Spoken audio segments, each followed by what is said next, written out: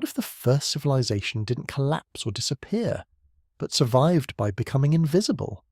What if its ruins, symbols, and knowledge are still around us, woven into our cities, languages, and myths, hiding in plain sight?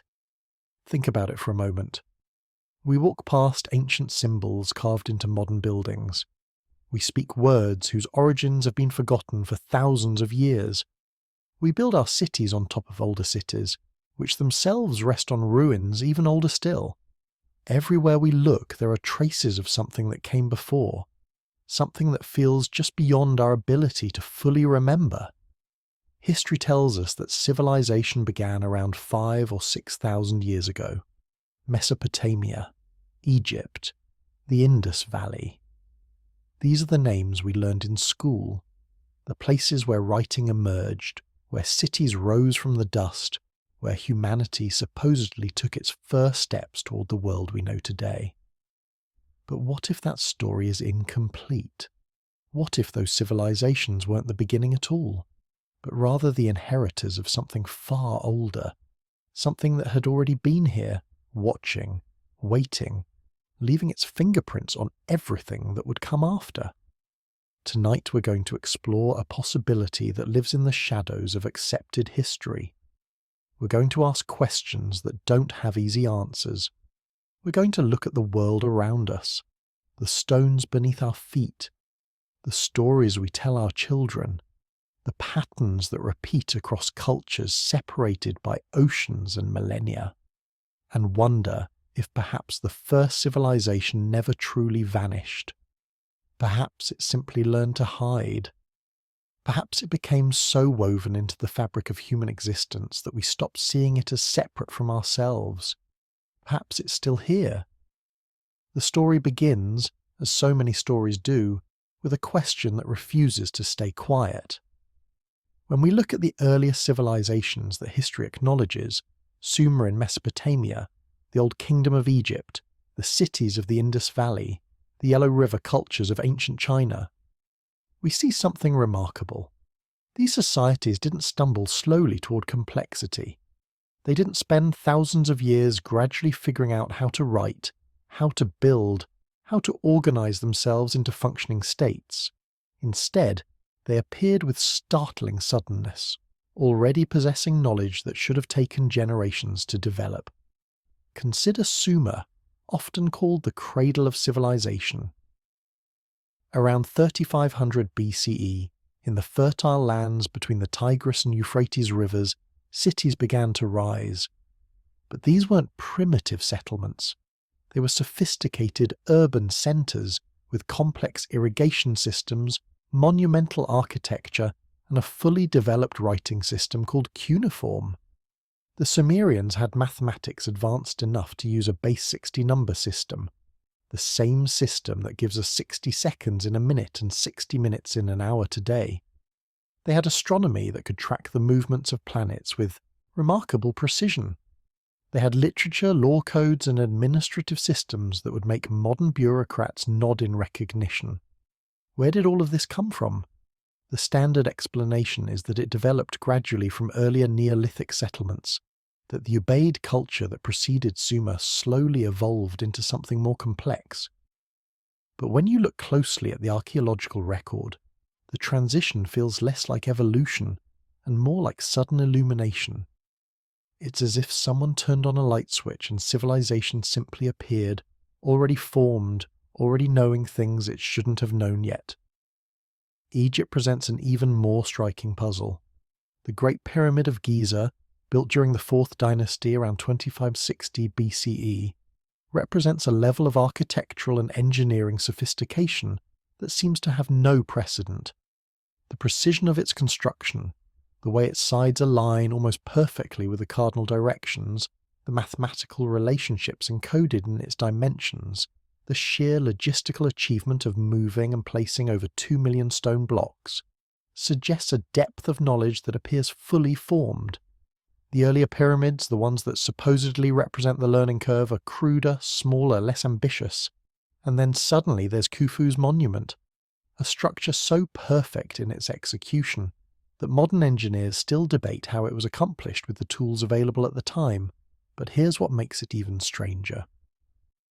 The Old Kingdom Egyptians had writing, medicine, astronomy, and art that reached heights rarely matched in the millennia that followed.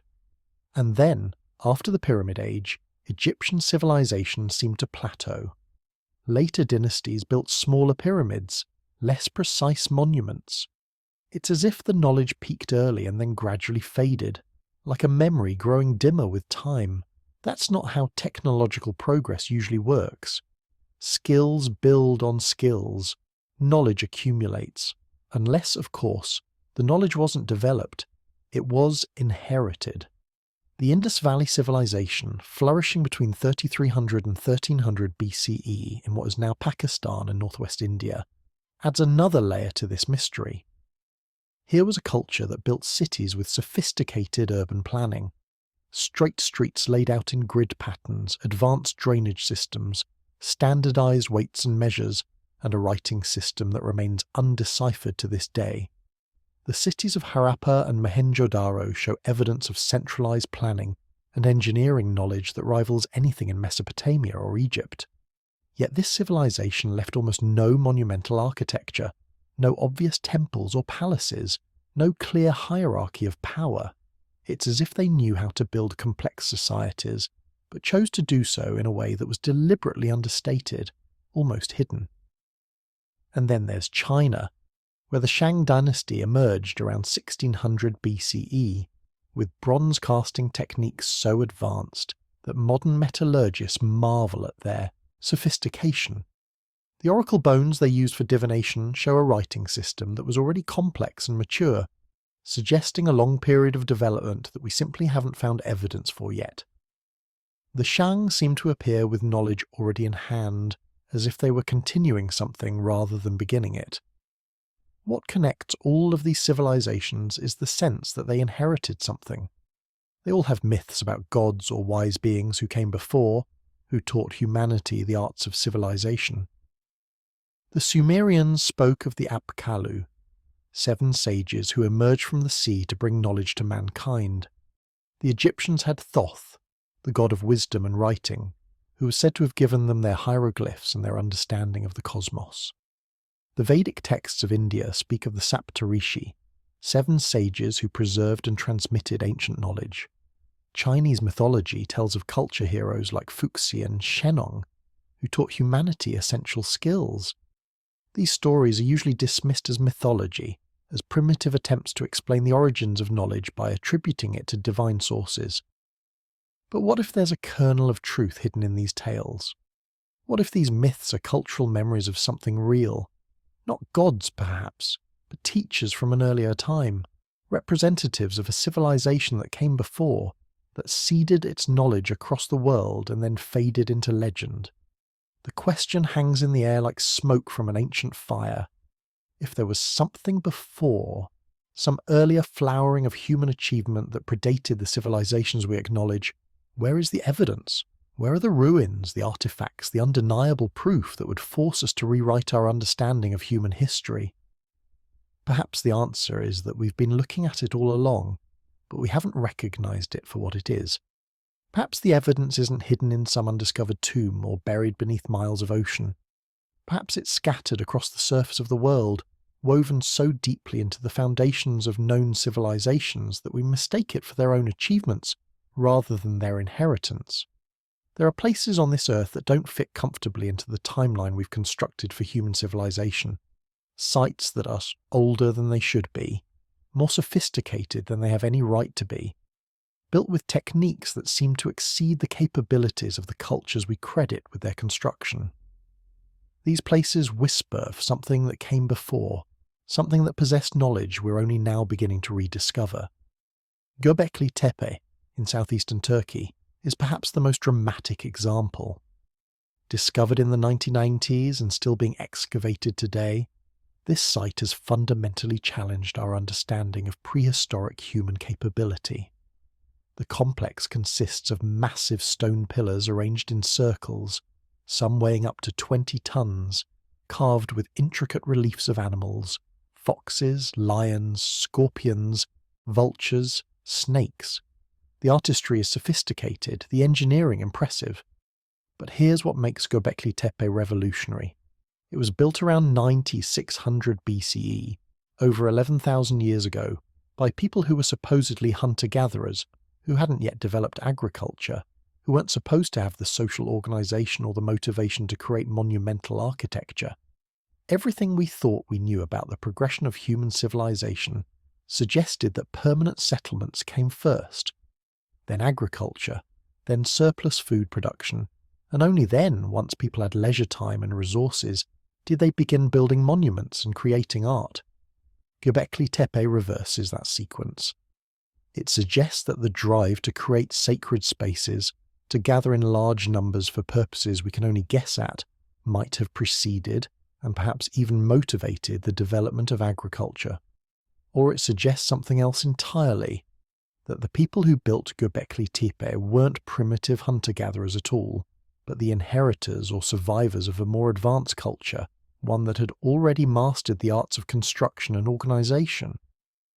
The site was deliberately buried around 8000 BCE, filled in with soil and debris, preserved beneath the earth for millennia. Why would anyone go to such effort to hide something they had worked so hard to create? Was it protection, preservation, or concealment? And who were they hiding it from, or for? Across the Mediterranean, on the islands of Malta, stand temples that are among the oldest freestanding structures in the world. Gantija, Hegakim, Menajdra. These names belong to megalithic complexes built between 3600 and 2500 BCE, predating Stonehenge and the Egyptian pyramids. The temples are constructed from massive limestone blocks, some weighing over 50 tons, fitted together with remarkable precision. The builders understood acoustics. Certain chambers amplify sound in ways that suggest they were designed for ritual purposes, perhaps for chanting or music. They understood astronomy. The temples align with solstices and equinoxes, tracking the movement of the sun with careful attention. But who built them? The archaeological record shows a Neolithic culture on Malta, people who farmed and fished and made pottery. Yet the sophistication of these temples seems to exceed what we'd expect from such a society.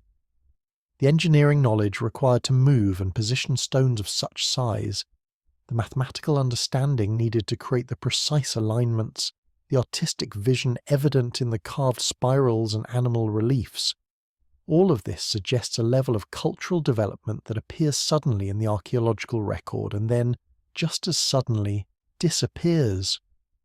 Around 2500 BCE, the temple-building culture of Malta seems to have collapsed or vanished, leaving behind monuments that would puzzle visitors for thousands of years to come. In South America, high in the Andes Mountains of Bolivia, lies Pumapunku, part of the larger Tiwanaku site. The ruins here include stone blocks cut with such precision that they fit together without mortar, their surfaces so flat and smooth that they seem almost machined. Some blocks have complex interlocking shapes, with grooves and protrusions that suggest a sophisticated understanding of engineering and design. The stones are andesite and diorite, extremely hard materials that would be difficult to work even with modern tools, yet they show evidence of precise drilling and cutting.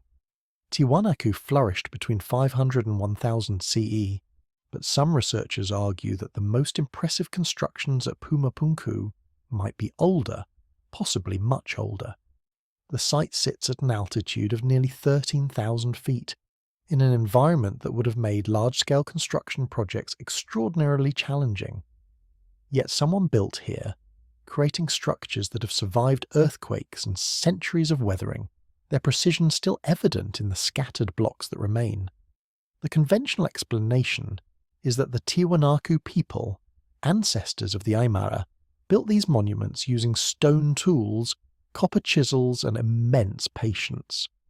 But when you stand among the ruins, when you run your hand along the perfectly smooth surface of a stone block, when you see the precise right angles and the complex interlocking shapes, it's hard not to wonder if there's more to the story. The Tiwanaku themselves had legends of a time before their time, of builders who came before, of knowledge that was passed down from an earlier age. Egypt too has its anomalies, structures that don't quite fit the timeline, that seem older or more sophisticated than they should be. The Sphinx, for instance, has been the subject of intense debate.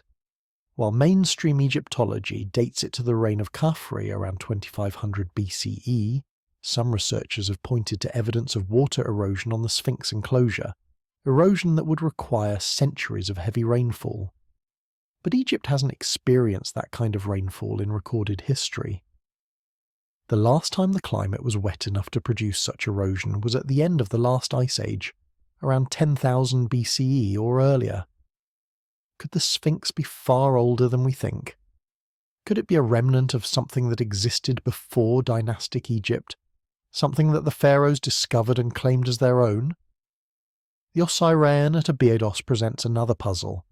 This massive underground structure, built from enormous blocks of granite and limestone, has an architectural style that's markedly different from the New Kingdom temple built above it. The blocks are larger, the construction more cyclopean, reminiscent of much older megalithic sites. Some researchers have suggested that the Osirian might predate the temple by thousands of years, that it might be a remnant of an earlier period of Egyptian history, or prehistory, that we've yet to fully understand. These sites, Göbekli Tepe, the Maltese temples, Puma Punku, the Sphinx, the Osirian, and dozens of others scattered across the globe, share common features. They're built with massive stones, often transported from distant quarries. They show evidence of sophisticated engineering and astronomical knowledge. They're associated with cultures that seem to have appeared suddenly, flourished briefly, and then declined or vanished. And they're all older than they should be, pushing back the boundaries of what we thought possible for ancient peoples.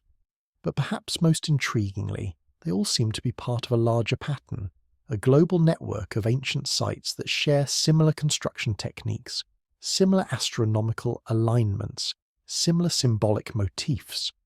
It's as if someone, long ago, spread across the world, leaving markers, building monuments, encoding knowledge in stone for future generations to discover. The question becomes, who were they? And where did they go? If you look at a map of the world and mark the locations of ancient megalithic sites, the stone circles, the pyramids, the temples, the mysterious constructions that predate recorded history, a pattern begins to emerge. These sites aren't randomly distributed. They cluster along certain latitudes. They align with each other in ways that seem too precise to be coincidental. They mark points on the Earth that have mathematical and geometric relationships. The Great Pyramid of Giza sits at 299792 degrees north latitude. The speed of light in a vacuum is 299,792,458 meters per second. Coincidence? Perhaps. But it's the kind of coincidence that makes you pause, that makes you wonder if the builders knew something about the Earth, about physics, about the fundamental constants of the universe that we're only now rediscovering. The pyramid's dimensions encode other mathematical relationships. The ratio of its perimeter to its height is remarkably close to 2p, the same ratio as the circumference of a circle to its radius. The pyramid's base is aligned to true north, with an accuracy of better than 1/15 of a degree. Its sides are oriented to the cardinal directions with precision that would be impressive even with modern surveying equipment. The shafts inside the pyramid point toward specific stars, Sirius, Orion's belt, Alpha Draconis, as they would have appeared in the sky around 2500 BCE. All of this suggests a level of astronomical and mathematical knowledge that seems advanced for the time. But what if it wasn't advanced for the time? What if it was simply knowledge that had been preserved from an earlier time, passed down through generations, encoded in stone so that it wouldn't be lost? Halfway around the world, in the jungles of Cambodia, the temple complex of Angkor Wat mirrors the constellation of Draco as it appeared in 2500 BCE. The temples aren't arranged randomly. They're positioned to match the stars, creating a terrestrial reflection of the heavens. The same pattern appears at other sites. The pyramids of Giza align with Orion's belt. The ancient city of Teotihuacan in Mexico has a layout that mirrors the solar system, with the Temple of the Sun, the Temple of the Moon, and other structures positioned at distances that correspond to the orbits of the planets. Why would ancient peoples go to such lengths to encode astronomical information in their monuments? The usual explanation is religious. They were creating sacred spaces that connected Earth to the heavens, that allowed them to communicate with the gods or to ensure cosmic harmony. But there's another possibility. Perhaps they were creating a record, a way of preserving knowledge about the Earth's position in space, about the movements of celestial bodies, about cycles and patterns that play out over thousands of years. The Earth wobbles on its axis in a slow cycle called precession, completing one full rotation approximately every 26,000 years. This wobble changes which stars appear at certain positions in the sky, which constellations rise at the equinoxes, which pole star sits above the North Pole. Ancient peoples seem to have been aware of precession, even though it requires centuries of careful observation to detect. The Egyptians knew about it, the Maya knew about it, the Vedic astronomers of India knew about it. How did they know? Did they observe it themselves over generations?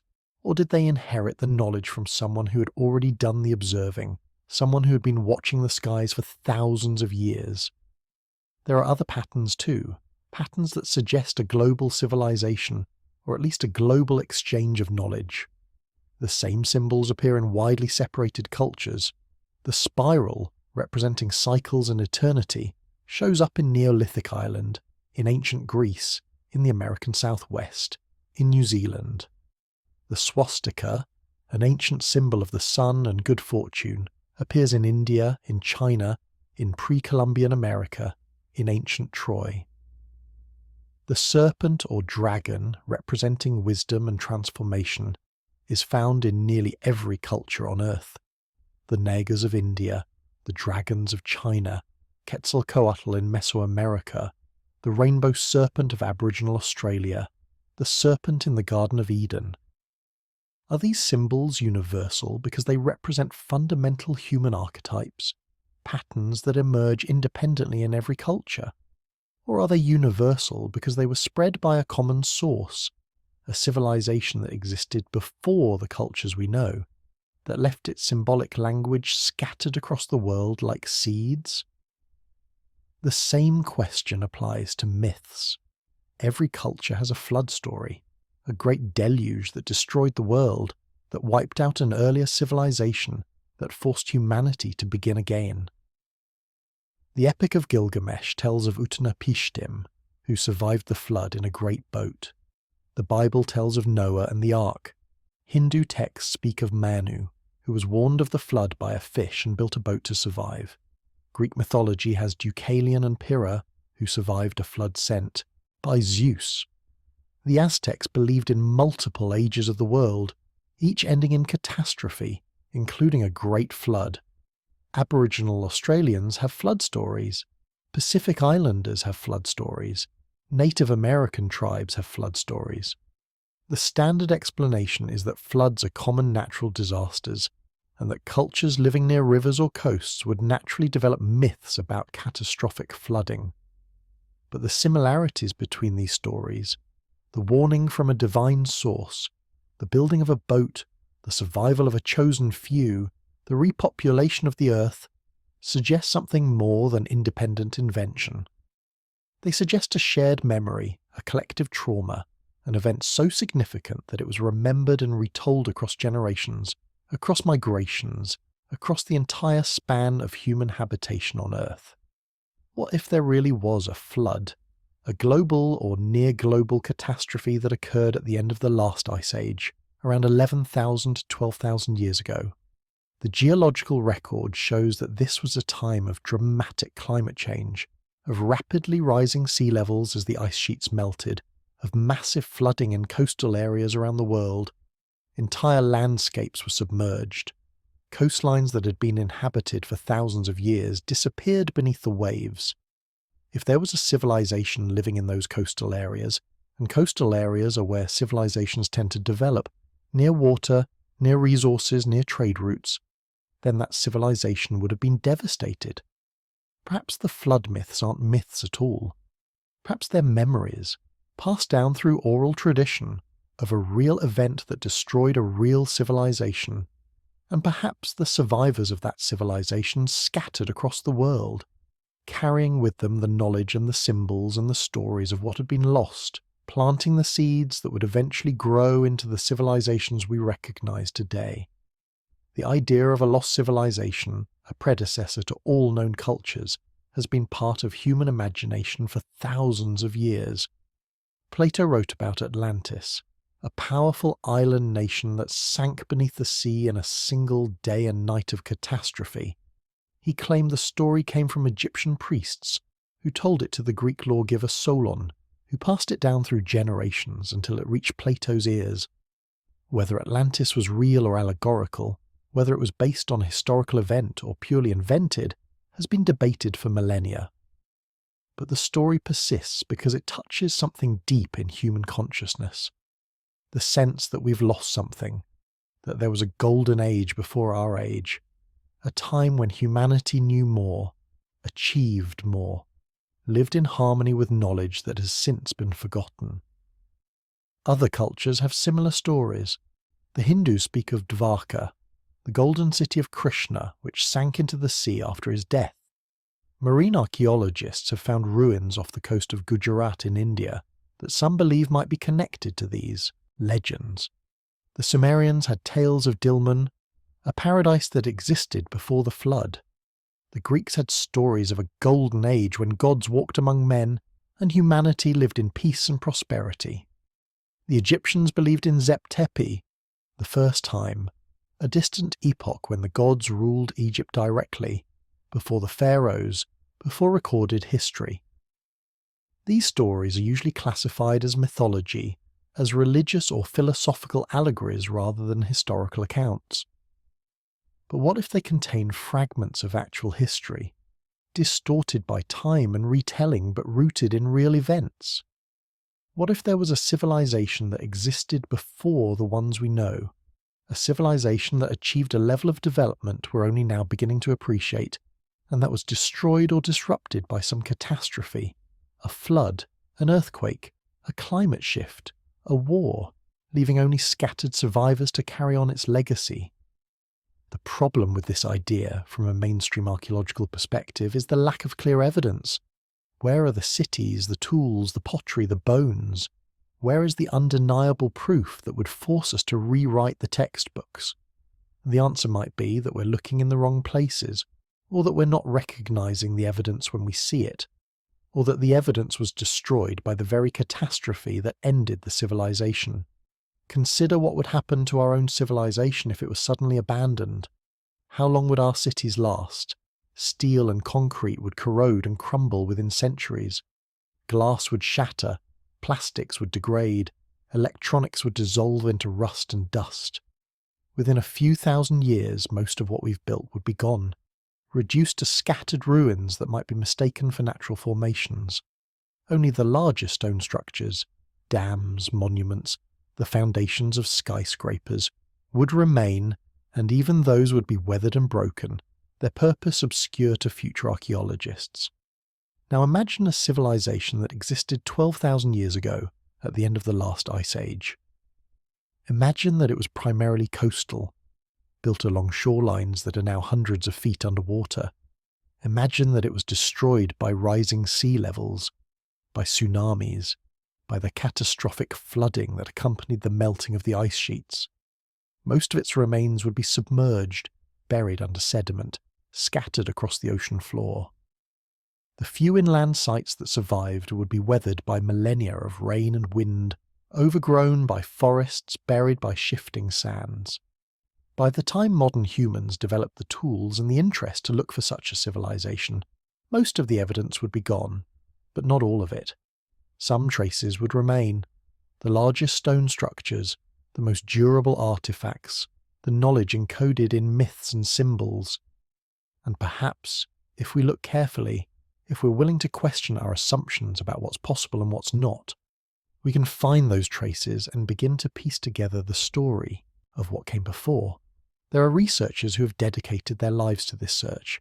They're often dismissed by mainstream academia, labelled as pseudoscientists or fringe theorists, but they continue their work because they see patterns that others miss, because they ask questions that others won't ask.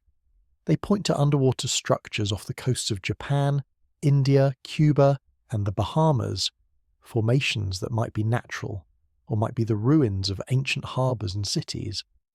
They point to the precision of ancient megalithic construction, to the astronomical alignments, to the mathematical relationships encoded in monuments around the world. They point to the myths, and the symbols, and the flood stories, and they ask, what if these aren't just stories?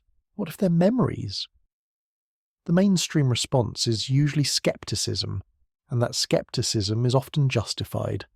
Many claims about ancient civilizations turn out to be based on misinterpretations, on wishful thinking, on evidence that doesn't hold up under scrutiny.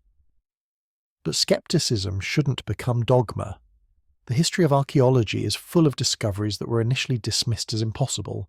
Troy was thought to be purely mythical until Heinrich Schliemann excavated it. The Dead Sea Scrolls were considered forgeries by some scholars until their authenticity was proven. Göbekli Tepe was ignored for decades because no one believed that hunter-gatherers could build monumental architecture. What if there are more discoveries waiting? More sites that will force us to reconsider our timeline of human civilization? What if the first civilization isn't lost at all, but simply unrecognized, its traces scattered across the world, waiting for us to see them for what they are? One of the most intriguing aspects of ancient civilizations is their obsession with the stars. Nearly every culture we know of developed sophisticated astronomical knowledge, tracking the movements of the sun, moon, and planets with remarkable precision. They built observatories, created calendars, predicted eclipses. They oriented their temples and monuments to align with celestial events, solstices, equinoxes, the rising of particular stars. They wove the heavens into their mythology, their religion, their understanding of time and existence. Why? The practical answer is that astronomy was useful for agriculture, knowing when to plant and harvest, understanding the seasons, predicting floods. But the level of sophistication goes far beyond practical necessity. The Maya, for instance, calculated the length of the solar year to within seconds of the modern measurement. They track the cycles of Venus with extraordinary accuracy. They understood that the Earth's orbit isn't perfectly circular, that the length of the year varies slightly over time. This is knowledge that requires not just observation, but mathematical analysis, not just curiosity, but a deep commitment to understanding the cosmos. The ancient Egyptians aligned the Great Pyramid to true north with precision that modern surveyors admire. They knew that the Earth rotates, that the stars appear to move in circles around the celestial poles. They tracked the heliacal rising of Sirius, the brightest star in the night sky, which coincided with the annual flooding of the Nile. They divided the night sky into decans, groups of stars that rose at regular intervals, creating a celestial clock that allowed them to measure time throughout the night. The builders of Stonehenge created a monument that tracks the summer and winter solstices, that aligns with the movements of the moon, that might have been used to predict eclipses. The effort required to build Stonehenge, transporting massive stones from quarries over 100 miles away, shaping them, positioning them with precision, suggests that this wasn't just a casual interest in astronomy. It was central to their culture, their worldview, their understanding of their place in the universe. In the Americas, the ancient peoples of Chaco Canyon in New Mexico built structures aligned to solar and lunar cycles. The ancestral Puebloans carved spiral petroglyphs that mark the solstices, creating calendars in stone. The Inca built Machu Picchu with astronomical alignments, including the Intihuatana stone, which casts shadows that track the sun's movement throughout the year. The Aztecs created the Sunstone, a massive carved calendar that represents their understanding of cosmic cycles and the ages of the world. This global obsession with astronomy suggests something profound. It suggests that ancient peoples saw themselves as connected to the cosmos, as part of a larger pattern that extended beyond the Earth. But it also suggests that they might have been preserving knowledge, maintaining a tradition of observation and calculation that stretched back far beyond their own time.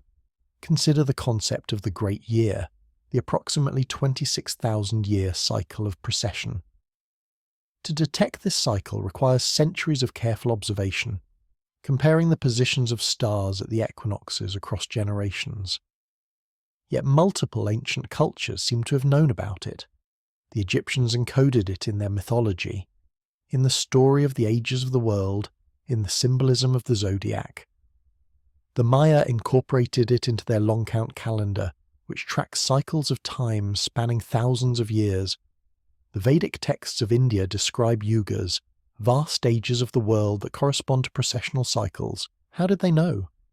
One possibility is that each culture independently observed the precession over many generations, maintaining records and passing down knowledge through priestly or scholarly classes. But another possibility is that they inherited the knowledge from an earlier source, a civilization that had already done the observing, that had already mapped the heavens and understood the great cycles of time. There's a concept in ancient astronomy called the obliquity of the ecliptic, the angle between the Earth's equator and its orbital plane around the Sun. This angle changes slowly over time, oscillating between about 22 and 24.5 degrees over a cycle of approximately 41,000 years. Some researchers have suggested that certain ancient monuments encode this angle, that their builders understood not just the current obliquity, but its variation over time. If true, this would imply an astronomical tradition spanning tens of thousands of years, far longer than any known civilization. The Antikythera mechanism, discovered in a shipwreck off the coast of Greece, provides a tantalizing glimpse of ancient astronomical knowledge. This device, dating to around 100 BCE, is an intricate system of bronze gears that could predict the positions of the Sun, Moon, and planets, track the cycles of eclipses, and even account for the irregular orbit of the Moon. It's been called the world's first analog computer, and its sophistication suggests a long tradition of astronomical instrument making that we know almost nothing about. If the Greeks could build such a device 2,000 years ago, what might earlier civilizations have built?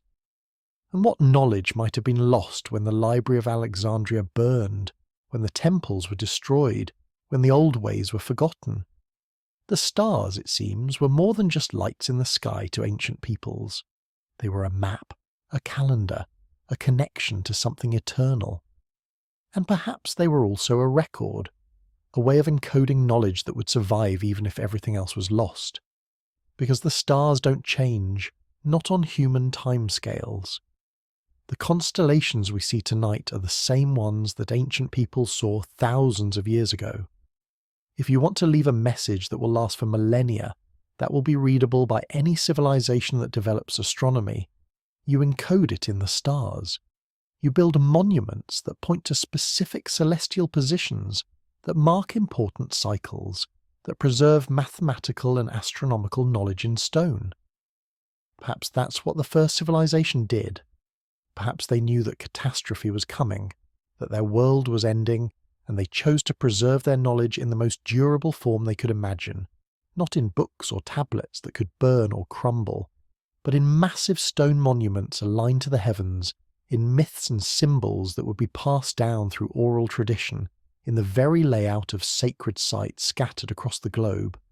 And perhaps, when we look at the stars, when we study the ancient monuments, when we decode the myths and the symbols, we're not just learning about the past, we're receiving a message sent across thousands of years from a civilization that wanted to be remembered, that wanted its knowledge to survive, that wanted to ensure that even if they vanished, something of what they knew would remain. Language is another thread that might connect us to something older. Every language we speak today evolved from earlier languages, which evolved from still earlier ones, branching and diverging like a great tree. Linguists can trace these connections, grouping languages into families: Indo-European, Sino-Tibetan, Afro-Asiatic, and so on. They can reconstruct proto-languages, the ancestral tongues from which modern languages descended, by comparing vocabulary and grammar across related languages. But when you trace the tree back far enough, the branches become harder to follow. The connections become more speculative, the evidence thinner. Eventually, you reach a point where the trail goes cold, where we can no longer reconstruct what came before. Linguists call this the time depth problem, the fact that language changes so rapidly that after about 6,000 to 10,000 years, the connections between languages become impossible to detect with certainty. Yet there are tantalizing hints of deeper connections, of words and structures that seem to appear in languages that shouldn't be related.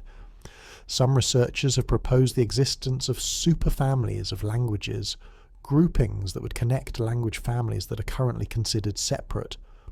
The Nostratic hypothesis, for instance, suggests that Indo-European, Afro-Asiatic, Uralic, Altaic, and several other language families all descended from a common ancestor spoken around 15,000 years ago.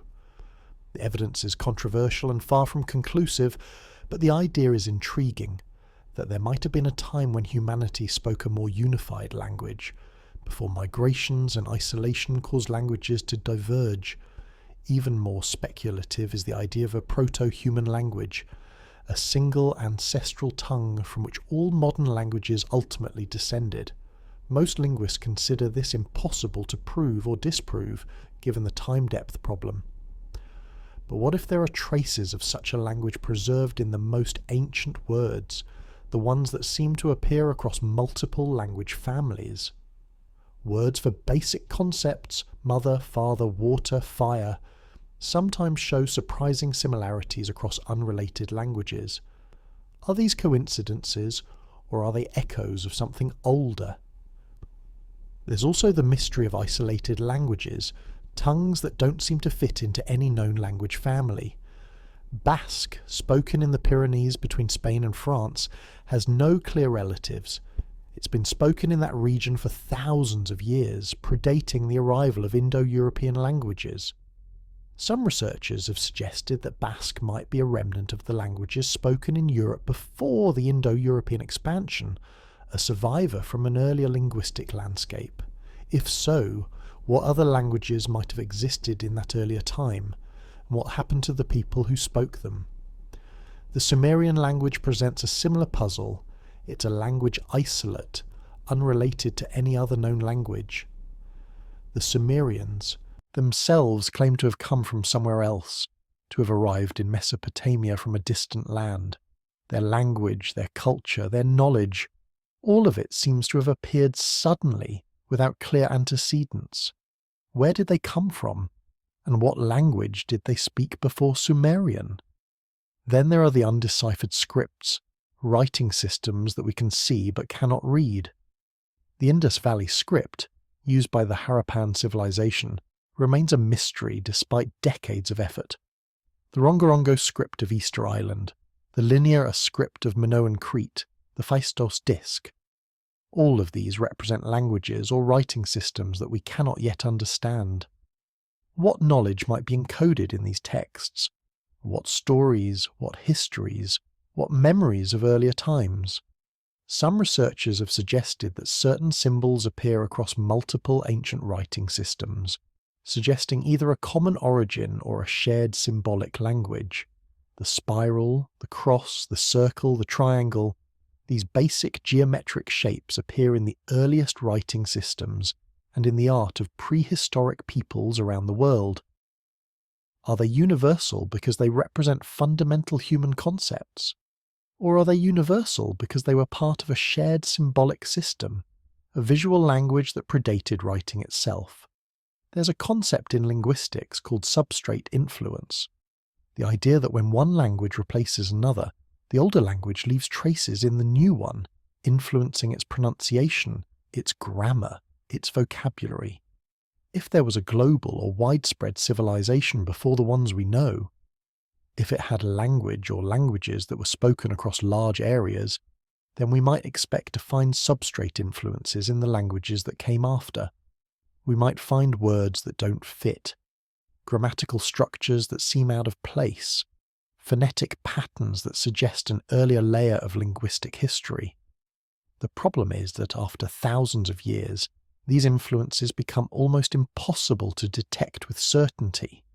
Language changes too quickly, borrowing and evolving and adapting.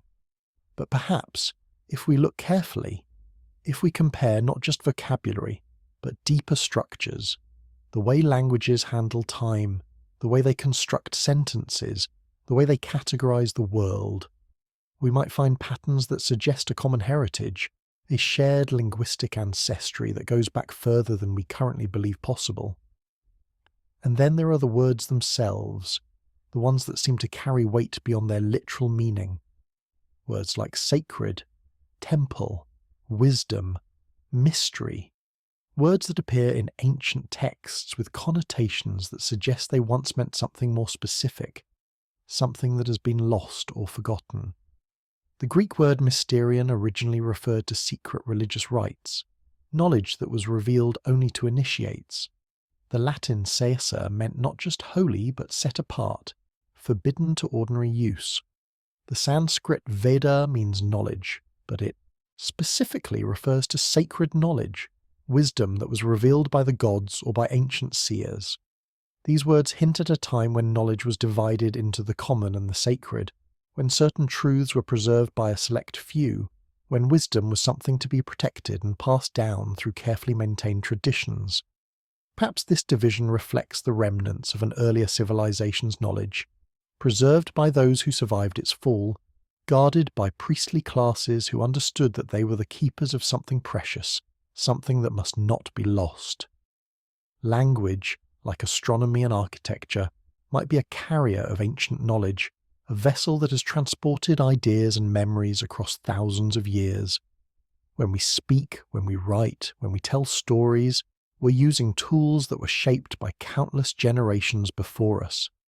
And perhaps, buried in those tools, in the words we use and the structures we build our sentences from, there are traces of the first civilization, echoes of a time when humanity spoke with a different voice, when the world was younger and the memory of what came before was still fresh. Genetics offers another window into the past, another way of tracing human history back beyond the reach of written records. DNA is a kind of living archive, carrying within it the story of our ancestors, where they came from, where they migrated, who they mixed with along the way. By analysing the genetic makeup of modern populations and comparing it to ancient DNA extracted from bones and teeth, scientists can reconstruct the movements of human populations across thousands of years. What they've found is a story of migration and mixture, of populations spreading out from Africa and gradually colonising the entire world. The broad outlines of this story are well established. Modern humans evolved in Africa around 300,000 years ago, began migrating out of Africa around 70,000 years ago, and reached every continent except Antarctica by about 15,000 years ago.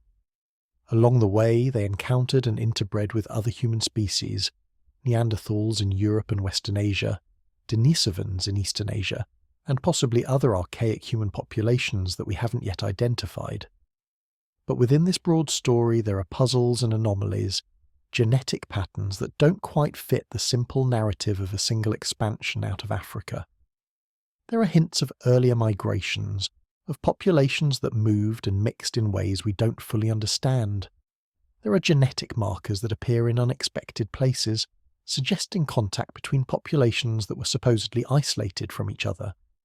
One of the most intriguing findings is the presence of ghost populations in our DNA, genetic signatures that indicate our ancestors interbred with groups that we have no other evidence for.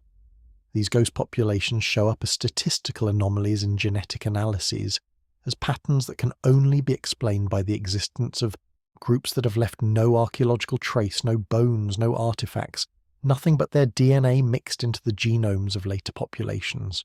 Who were these ghost populations? Where did they live? What happened to them? We don't know.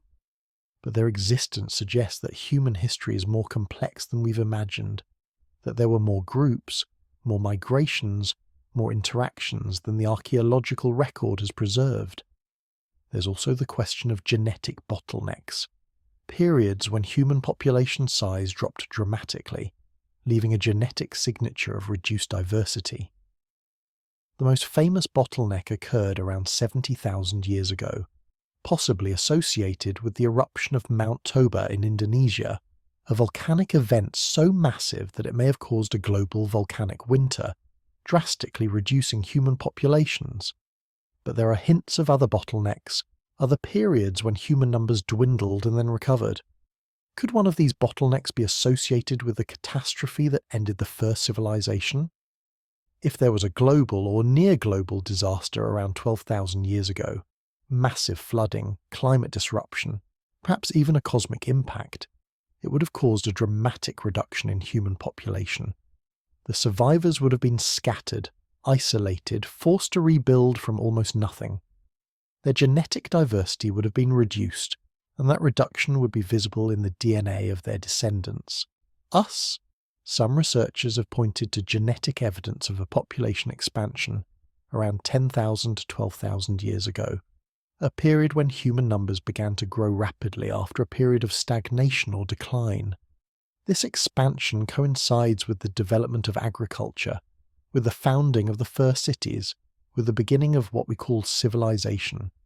But what if the expansion wasn't caused by the invention of agriculture? What if it was a recovery from a catastrophe, a rebuilding after a fall?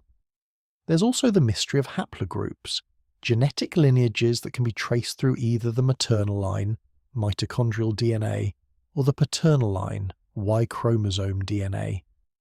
By analysing the distribution of haplogroups in modern populations, geneticists can trace the migrations of ancient peoples, mapping out who went where and when. But some haplogroups have distributions that are hard to explain, appearing in widely separated populations with no clear migration route connecting them. For instance, certain genetic markers appear in both European and Native American populations, suggesting contact between these groups at some point in the distant past. The conventional explanation is that these markers were present in the ancestral population that gave rise to both groups, before they separated and migrated in different directions. But some researchers have suggested alternative explanations, that there might have been transatlantic contact in prehistoric times, that populations might have moved back and forth across the ocean long before Columbus. The evidence for such contact is controversial and far from conclusive, but it's worth noting that humans have been seafaring for a very long time. Aboriginal Australians reached Australia at least 50,000 years ago, which required crossing significant stretches of open ocean. The Polynesians colonised the Pacific Islands, navigating thousands of miles of ocean using only the stars, the waves, and their knowledge of wind and current. If ancient peoples could accomplish these feats, is it really impossible that they could have crossed the Atlantic or the Pacific in prehistoric times? And if they did, what knowledge might they have carried with them? What stories? What technologies? What memories of the lands they left behind? Could the similarities we see in ancient cultures on opposite sides of the world, the pyramids, the flood myths, the astronomical knowledge, be explained not just by independent invention, but by actual contact, by the spread of ideas and knowledge across oceans and continents? Genetics also raises questions about the nature of human intelligence and capability. Modern humans have had essentially the same brain size and structure for at least 100,000 years, probably longer. The people who lived 50,000 years ago, or 20,000 years ago, or 12,000 years ago, were just as intelligent as we are. They had the same cognitive abilities, the same capacity for abstract thought, the same creativity and problem-solving skills. The only difference is that they lack the accumulated knowledge, the technology, the cultural frameworks that we have inherited from thousands of years of civilization. But what if some of them did have that knowledge? What if there was a group, a culture, a civilization that had accumulated knowledge over thousands of years, that had developed technologies and understandings that were lost when that civilization fell? The survivors would have carried some of that knowledge with them, preserved it as best they could, passed it down through oral tradition and ritual and the construction of monuments. But much would have been lost, forgotten, reduced to myth and legend. And yet, the capacity would still be there. The intelligence, the creativity, the ability to build and create and understand. All of that would remain, encoded in the DNA of the survivors and their descendants. When conditions were right, when populations grew and resources became available, that capacity would express itself again. Civilization would rise again, not from nothing, but from the remnants of what came before, from the seeds that had been preserved through the long dark time. Perhaps that's what we see in the sudden flowering of civilization around 5,000 to 6,000 years ago. Not the beginning of human achievement, but a renaissance, a rediscovery, a rebuilding of what had been lost. The knowledge was there, waiting in the collective memory of humanity, waiting for the right conditions to emerge again. There's a concept in archaeology called cultural diffusion, the spread of ideas, technologies, and practices from one culture to another through trade, migration, or conquest. It's well established that ancient cultures were not isolated, that they traded with each other, learned from each other, influenced each other. The Silk Road connected China to the Mediterranean. Maritime trade routes linked the civilizations of the Indian Ocean. Even in the Americas, there's evidence of extensive trade networks connecting cultures from the Arctic to the Andes. But the conventional view is that these connections developed relatively recently, within the last few thousand years. Before that, cultures are assumed to have been largely isolated, developing independently, inventing their own technologies and practices without significant outside influence. This assumption is based partly on the lack of evidence for earlier long-distance contact, and partly on the belief that ancient peoples lacked the technology and the motivation for long-distance travel. Yet there are anomalies that challenge this assumption. There are plants that appear in places they shouldn't be, based on our understanding of their origins. Maize, for instance, was domesticated in Mesoamerica, yet some researchers have claimed to find evidence of maize in ancient Egypt and India, long before any known contact between these regions.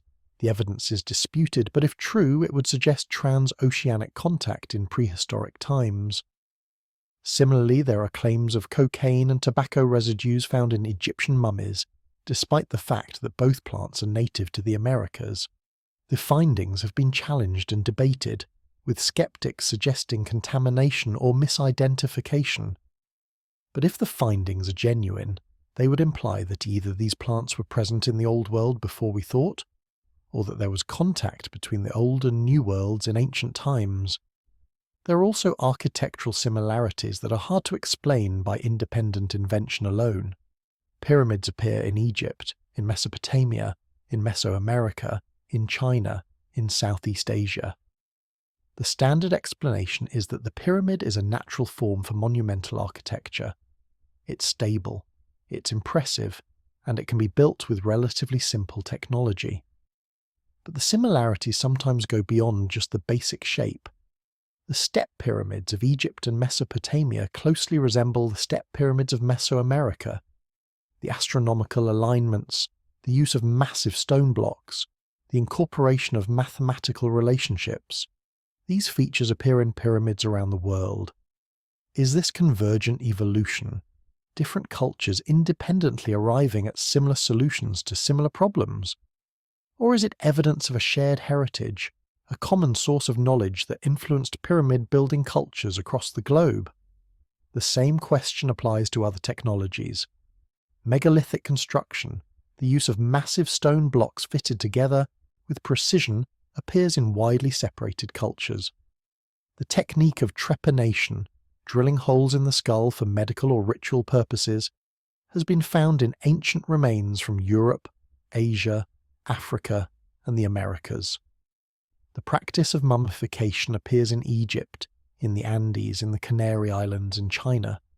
Are these independent inventions, or are they remnants of a shared cultural tradition? There's also the mystery of ancient maps.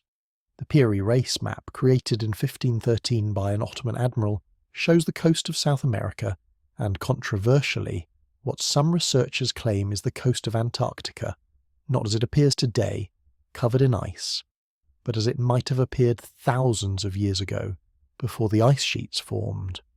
The map is said to be based on older sources, maps that have since been lost. If the Antarctic coastline is accurately depicted, it would suggest that someone mapped Antarctica in the distant past, when it was ice-free, and that this knowledge was preserved and passed down through generations of map makers. The Piri Reis map is controversial, with mainstream scholars arguing that the supposed Antarctic coastline is actually a distorted depiction of South America.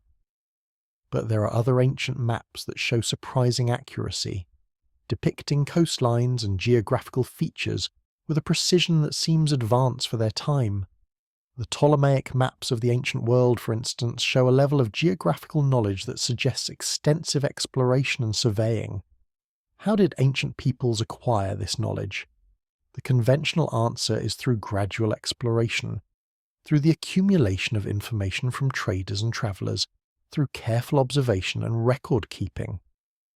But what if some of this knowledge was inherited from an earlier time, when the world had been more thoroughly explored, when there was a civilization with the resources and the motivation to map the entire globe? There's a pattern here, a recurring theme. Wherever we look, at architecture, at astronomy, at language, at genetics, at technology, we find hints of something older, something that doesn't quite fit the standard narrative of human history. We find knowledge that seems too advanced, similarities that seem too precise, connections that seem too widespread to be explained by the slow, gradual development of isolated cultures. The mainstream explanation is usually that we're underestimating the capabilities of ancient peoples, that we're projecting our own assumptions about what's possible onto cultures that were more sophisticated than we give them credit for. And there's truth to that. Ancient peoples were not primitive. They were intelligent, creative, capable of remarkable achievements. They could have developed advanced knowledge independently, could have made the same discoveries in different places, could have created similar technologies without any contact or shared heritage. But there's another possibility, one that's harder to prove but equally compelling. What if the similarities aren't coincidences? What if they're evidence of a shared source, a common heritage, a civilization that existed before the ones we know, that spread its knowledge across the world, that left its fingerprints on every culture that came after? What if the first civilization didn't disappear? What if it simply dissolved, its people scattering, its knowledge fragmenting, its monuments weathering into ruins that would be mistaken for natural formations or attributed to later cultures? What if the civilizations we know, Sumer, Egypt, the Indus Valley, China, Mesoamerica, weren't the beginning but the continuation, the inheritors of something older, the keepers of a tradition that stretched back into the mists of prehistory? Let's consider for a moment what such a civilization might have looked like. Not the Atlantis of popular imagination, with its crystal towers and flying machines, but something more grounded, more plausible, yet still remarkable for its time. Imagine a culture that emerged during the last ice age, perhaps 15,000 or 20,000 years ago, when sea levels were much lower than they are today. The coastlines were different then, with vast stretches of land that are now underwater. The climate was different, with ice sheets covering much of the northern hemisphere, but also with habitable regions that have since been submerged or drastically altered. This culture would have been coastal, built along the shores of the Ice Age world, taking advantage of marine resources, trade routes, and the moderate climate of coastal regions. They would have been seafarers, developing boats and navigation techniques that allowed them to travel long distances, to trade with distant communities, to explore and map the world they lived in. Over thousands of years they would have accumulated knowledge. They would have observed the stars, tracking the movements of celestial bodies, understanding the cycles of the seasons, developing calendars and astronomical systems. They would have experimented with agriculture, domesticating plants and animals, learning which crops grew best in which conditions. They would have developed technologies, tools, weapons, building techniques that gave them advantages over other human groups. They would have built cities, or at least permanent settlements, along the coasts. These cities would have been centres of trade, of learning, of culture. They would have had social hierarchies, specialised occupations, systems of governance. They would have had art, music, religion, philosophy. They would have been, in short, civilised, in the sense that we use the term today. But they would have been vulnerable. Coastal civilisations always are. They depend on the sea for food, for trade, for communication, and the sea can be treacherous. Storms, tsunamis, rising sea levels, all of these can devastate coastal communities. At the end of the last ice age, around 12,000 to 11,000 years ago, the world changed dramatically. The ice sheets began to melt rapidly in geological terms. Sea levels rose by hundreds of feet over the course of a few thousand years. Coastlines that had been inhabited for millennia were submerged. Islands disappeared. Harbours and cities were flooded. The climate shifted, becoming warmer and wetter in some regions, drier in others. Ecosystems changed, forcing human populations to adapt or migrate. For a coastal civilization, this would have been catastrophic. Their cities would have been inundated, their trade routes disrupted, their populations displaced. Some communities might have been wiped out entirely by tsunamis or floods. Others would have been forced to migrate inland to higher ground, to regions that were less familiar, less hospitable. The survivors would have carried with them what they could, their knowledge, their stories, their technologies. But much would have been lost. The cities, the libraries, the monuments, all of it would have been submerged, buried under sediment, scattered by currents. The survivors would have been refugees, struggling to rebuild in a changed world, trying to preserve what they could of their culture while adapting to new circumstances. Over time, the memory of what had been lost would fade. The stories would become myths. The knowledge would become fragmented. The technologies would be simplified or forgotten. The survivors would mix with other populations, their culture blending with the cultures of the people they encountered. Within a few generations, the original civilization would be gone, surviving only as scattered remnants, as influences on the cultures that came after, as myths of a golden age that existed before the flood. But some things would be preserved. The most important knowledge, the astronomy, the mathematics, the agricultural techniques, would be passed down through oral tradition, through ritual, through the training of priests and scholars. The survivors would build monuments, not just as religious sites, but as repositories of knowledge, as ways of encoding information in stone that would survive even if everything else was lost. They would teach their descendants, ensuring that at least some of what they knew would be remembered, and when conditions were right, when populations grew and resources became available, civilization would rise again. Not from nothing, but from the seeds that had been preserved, from the knowledge that had been passed down, from the memory of what had been lost. The new civilizations would build on the foundations laid by the old, incorporating its knowledge, its symbols, its techniques, even if they no longer fully understood where these things came from. This is a speculative scenario, of course. There's no definitive proof that such a civilization existed, but it's a scenario that fits the evidence we have, the sudden appearance of advanced knowledge in early civilizations, the similarities across cultures, the flood myths, the astronomical alignments, the megalithic constructions. It's a scenario that explains the anomalies, the things that don't quite fit the standard narrative. And it's a scenario that's becoming more plausible as we learn more about the capabilities of ancient peoples, as we discover more sites that push back the timeline of human achievement, as we develop new technologies that allow us to explore the ocean floor and to analyze ancient remains with unprecedented precision. The ocean floor is one of the last great unexplored frontiers on Earth. We've mapped more of the surface of Mars than we have of the bottom of our own oceans. The deep sea is dark, cold, and inhospitable, making exploration difficult and expensive. But in recent decades, advances in sonar, submersibles, and underwater robotics have begun to reveal what lies beneath the waves. And what we're finding is surprising. There are underwater formations that look like they might be artificial. Straight lines, right angles, stepped structures that resemble pyramids or terraces. Most of these formations are probably natural, the result of geological processes like erosion, sedimentation, or volcanic activity. But some are harder to explain.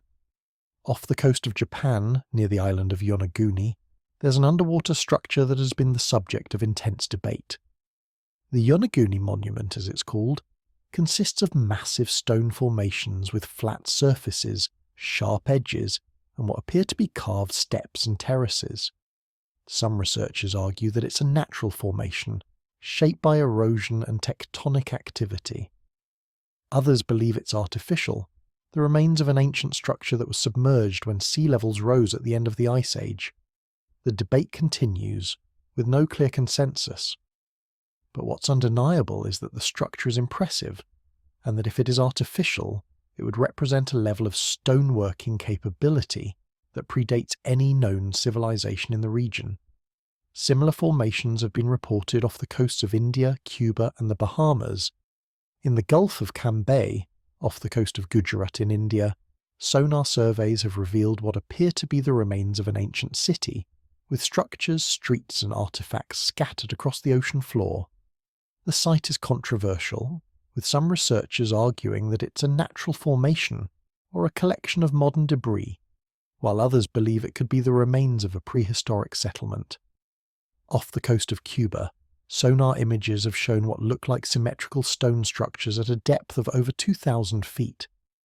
The images are intriguing but inconclusive, and the depth makes exploration difficult.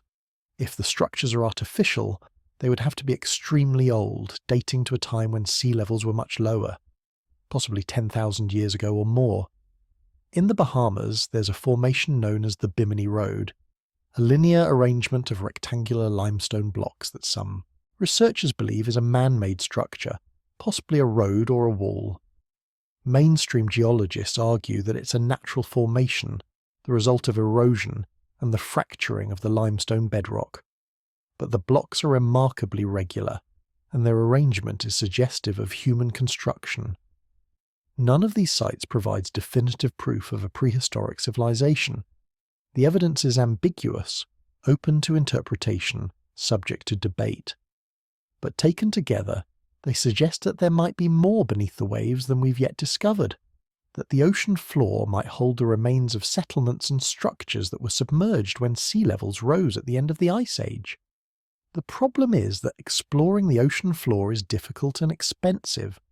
Most of the world's coastlines have not been systematically surveyed with the kind of high-resolution sonar that would be needed to detect underwater structures. The sites that have been found were often discovered by accident, by fishermen or divers or researchers looking for something else. How many more sites might be out there, waiting to be discovered?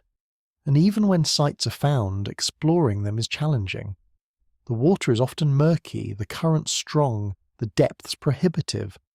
Underwater archaeology is a specialized field, requiring equipment and expertise that are not widely available. Many potential sites remain unexplored simply because no one has the resources to investigate them properly. But technology is improving.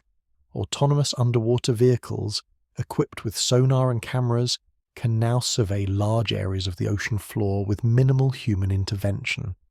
Satellite imagery and remote sensing techniques can detect underwater features from space. As these technologies become more advanced and more affordable, we may begin to discover more about what lies beneath the waves. And if we do find evidence of prehistoric settlements on the ocean floor, it would fundamentally change our understanding of human history. It would confirm that there were advanced cultures before the ones we know, that the rise of civilization was not a singular event but a recurring pattern, that humanity has achieved and lost and achieved again over the course of thousands of years. But perhaps the most compelling evidence for a first civilization isn't physical at all. Perhaps it's cultural, embedded in the stories we tell, the symbols we use, the rituals we perform. Perhaps it's in the collective memory of humanity, preserved not in stone or metal, but in the intangible heritage that we pass down from generation to generation.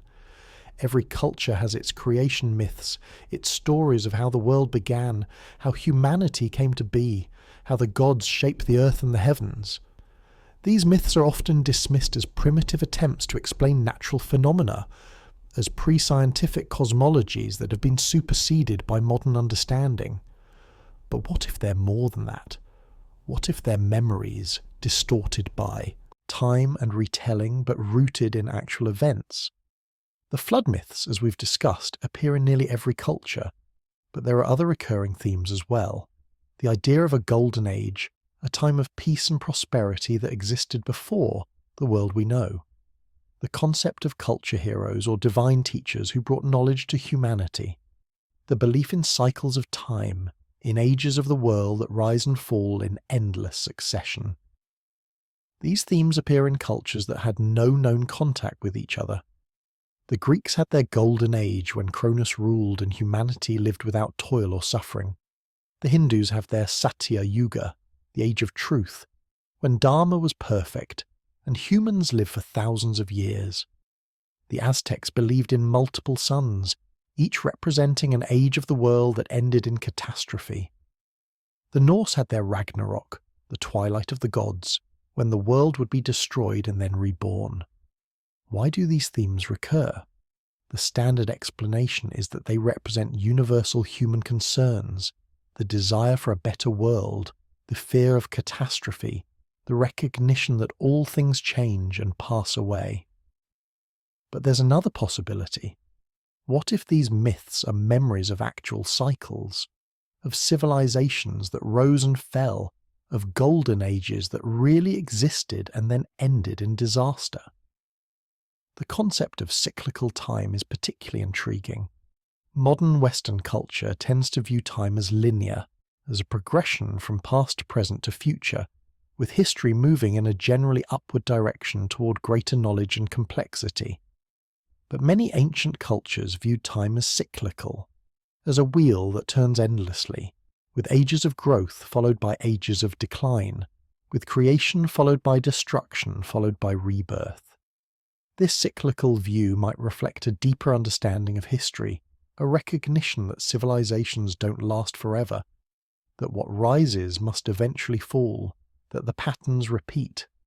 If there was a civilization before the ones we know, if it rose and fell and was followed by others that rose and fell in turn, then the survivors would have understood that history moves in cycles, that the golden age can return, but that it will also end again. The symbols that appear across cultures might also be remnants of a shared heritage. The spiral, representing cycles and eternity. The cross, representing the four directions, the intersection of heaven and earth. The circle, representing wholeness and completion. The triangle, representing stability and the divine. These symbols appear in the art and architecture of ancient cultures around the world, often with similar meanings and associations. Are these symbols universal because they represent fundamental aspects of human experience, patterns that emerge naturally from the structure of our minds and our perception of the world?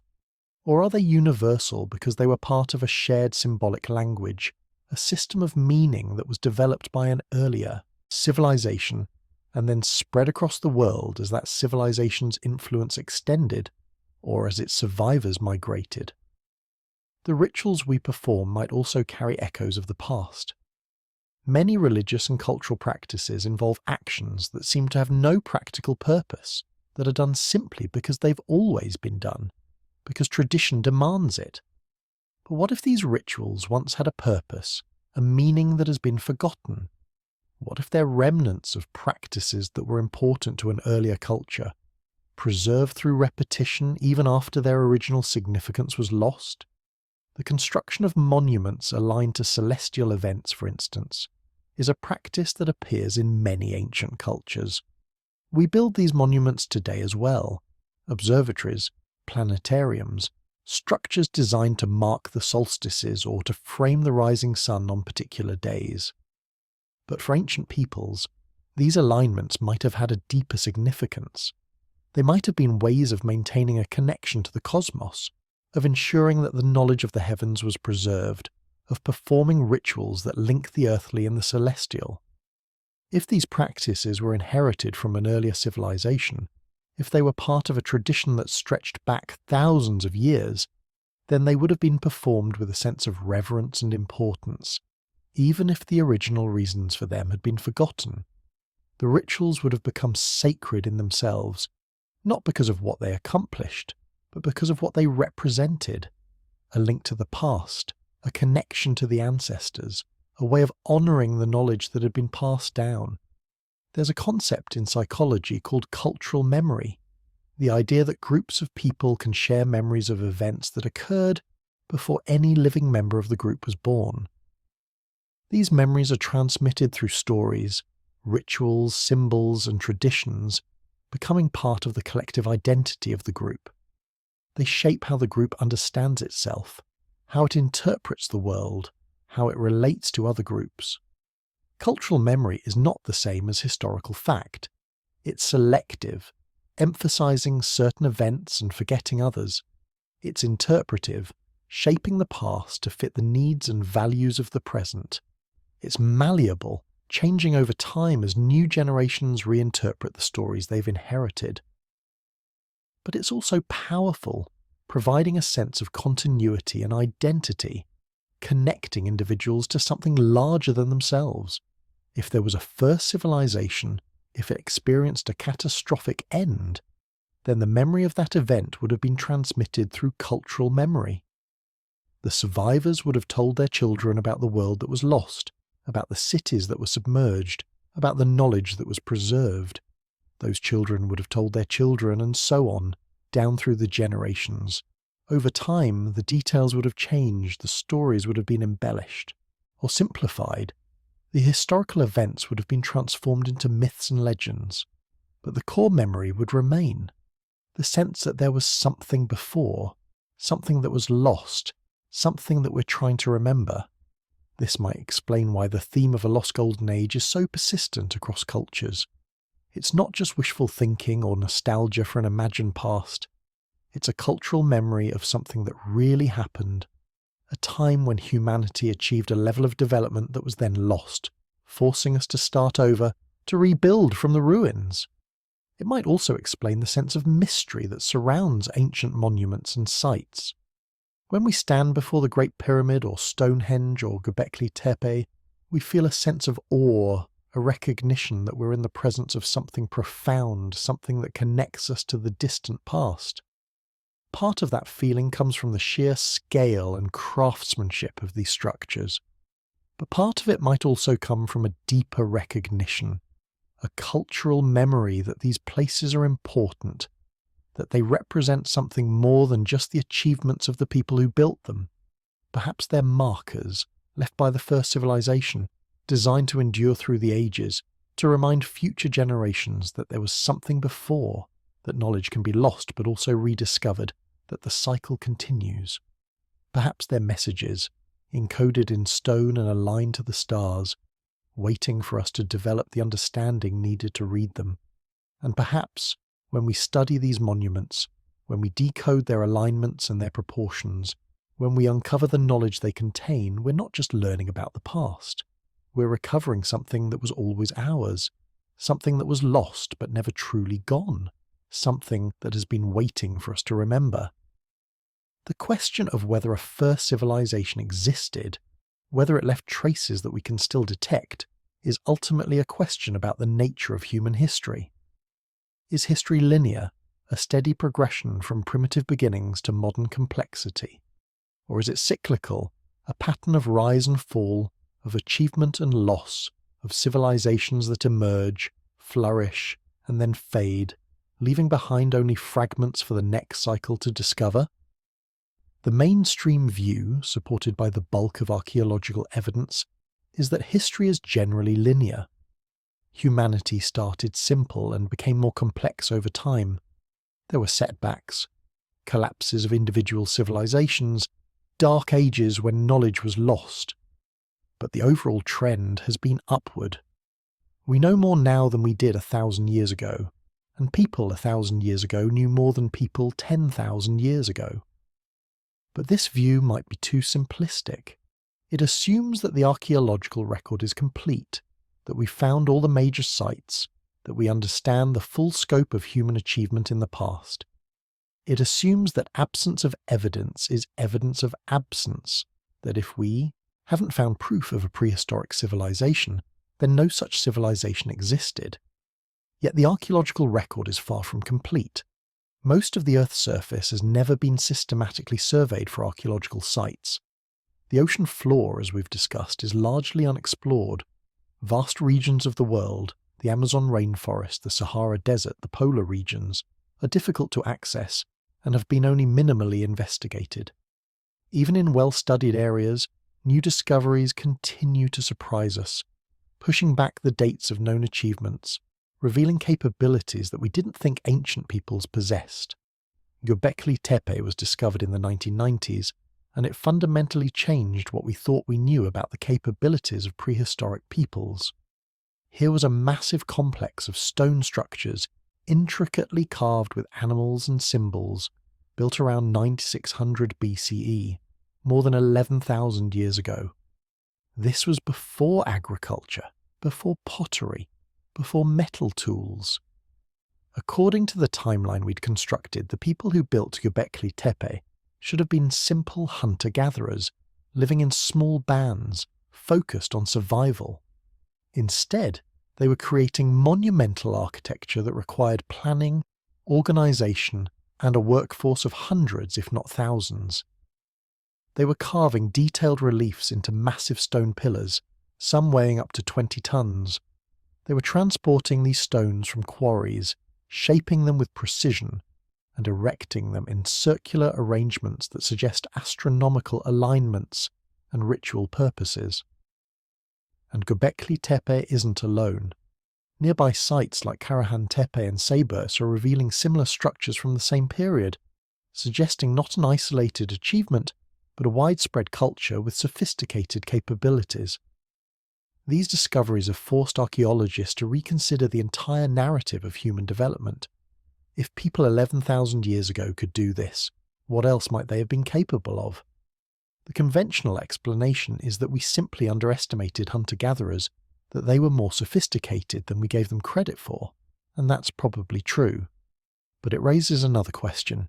If they could do this 11,000 years ago, what might people have been capable of 15,000 years ago?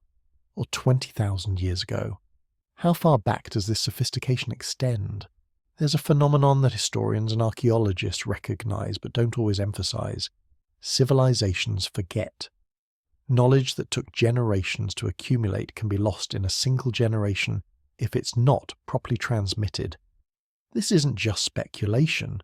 We have clear examples throughout recorded history. When the Western Roman Empire collapsed, Europe lost the ability to make concrete. Roman concrete was remarkably durable. Many Roman structures still stand today, 2,000 years later. The recipe involved volcanic ash, lime, and seawater, creating a material that actually grew stronger over time. But after the fall of Rome, this knowledge vanished. It took more than 1,000 years before Europeans could make concrete of comparable quality. Why? Because the knowledge was held by specialists, and when the social structures that supported those specialists collapsed, the knowledge went with them. The people who knew how to make Roman concrete died, and they didn't pass on their expertise to the next generation. Or perhaps they did, but that generation didn't have the resources or the need to practice the craft, and so the knowledge faded. This is what we might call civilizational amnesia, the loss of knowledge that occurs when the conditions that sustain that knowledge disappear. It happens more easily than we might think. How many people today know how to make the things they use every day? How many could recreate a computer or synthesize antibiotics, or even forge a steel blade using only raw materials. If our civilization collapsed tomorrow, most of our technological knowledge would be lost within a generation or two. The books and hard drives that contain that knowledge would decay. The people who understand the complex systems would die. The survivors would be focused on immediate needs: food, water, shelter, not on preserving abstract knowledge for future generations. Now imagine this happening not to our civilization, but to one that existed 12,000 years ago. Imagine a culture that had accumulated knowledge over thousands of years, knowledge of astronomy, architecture, navigation, agriculture. Then imagine a catastrophe that destroyed their cities, scattered their people, and forced the survivors to focus on basic survival. How much of that knowledge would survive? Some of it might, passed down through stories and traditions, but much of it would be lost, especially the technical details, the precise measurements, the sophisticated understanding that took generations to develop. What would remain would be fragments, myths about a golden age, ruins that later peoples couldn't explain, techniques that survived but whose origins were forgotten. This brings us to a crucial question. What kind of evidence would a prehistoric civilization leave behind? And more importantly, would we recognize it if we found it? The answer depends on what kind of civilization we're talking about. If we're imagining a civilization with technology comparable to our own, with plastics, electronics, and fossil fuel infrastructure, then yes, they would leave unmistakable traces. But what if their technology took a different path? What if they worked primarily with stone, wood, and organic materials? What if their achievements were in areas that don't preserve well? Textiles, agriculture, navigation, astronomy. Consider wood. It's an incredibly versatile material, and many cultures have created sophisticated structures entirely from wood. But wood decays, especially in humid climates. A wooden city built 12,000 years ago would leave almost no trace today. We might find post holes if we knew exactly where to look, but otherwise, it would be as if it never existed. The same applies to many other materials: leather, rope, fabric, paper. All of these decay relatively quickly. Even metal corrodes, especially if it's not in an oxygen-free environment. A bronze tool left in the soil for 10,000 years might corrode completely, leaving nothing but a stain in the earth that would be easy to miss. Stone lasts longer, which is why so many ancient structures are made of stone. But even stone can be recycled. Later cultures often quarried earlier structures for building materials. The pyramids of Egypt were once covered in smooth white limestone casing stones, but most of those stones were removed in the Middle Ages to build structures in Cairo. If this can happen to one of the most famous monuments in the world, imagine what might have happened to less prominent structures over thousands of years. And then there's the problem of interpretation. When we find an ancient artifact, we interpret it based on our own understanding and assumptions. The Baghdad battery, for instance, is a clay jar from around 200 BCE that contains a copper cylinder and an iron rod. Some researchers have suggested it could have been used to generate electricity, a simple galvanic cell. Others argue it was just a storage vessel for scrolls. Who's right? We don't know for certain, because we don't have the context. We don't know what the people who made it intended it for. We can only guess based on what we think they were capable of. And if our assumptions about their capabilities are wrong, then our interpretations will be wrong too. This is the challenge with any evidence of a prehistoric civilization. Even if we found it, would we recognize it for what it was? Or would we interpret it as something else, something that fits better with our existing narrative of human development? Let's talk about catastrophe.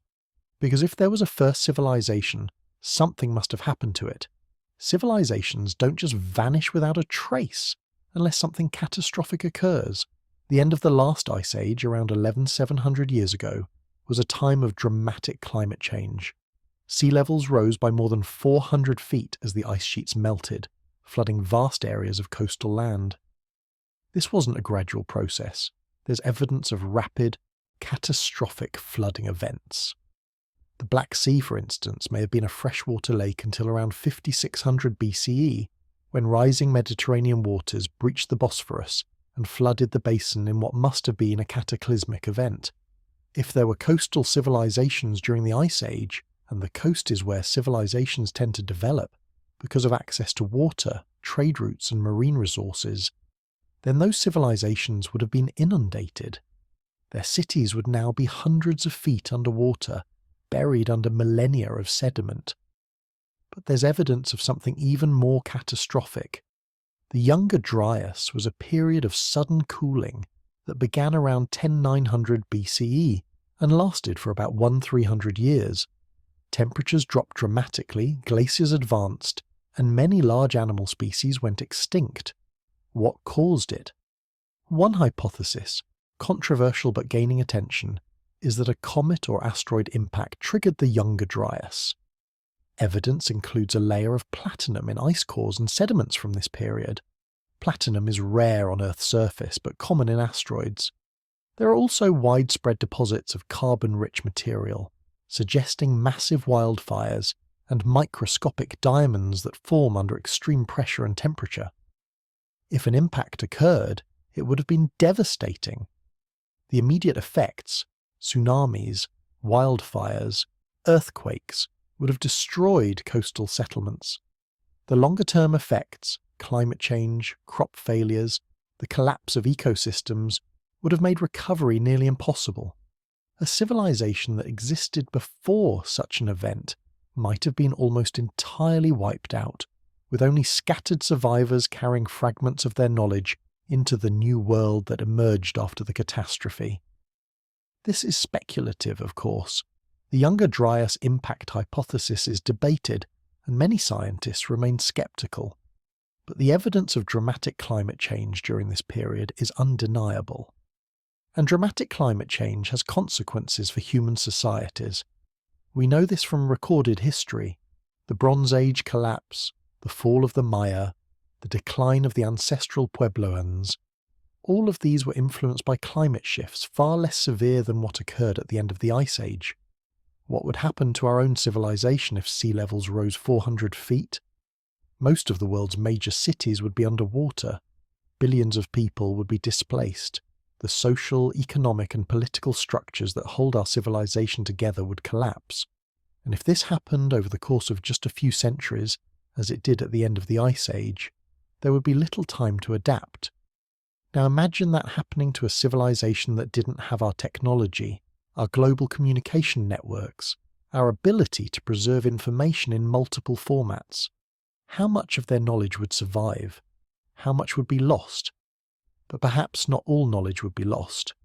Throughout history, certain groups have served as keepers of knowledge, priests, shamans, initiates of mystery schools.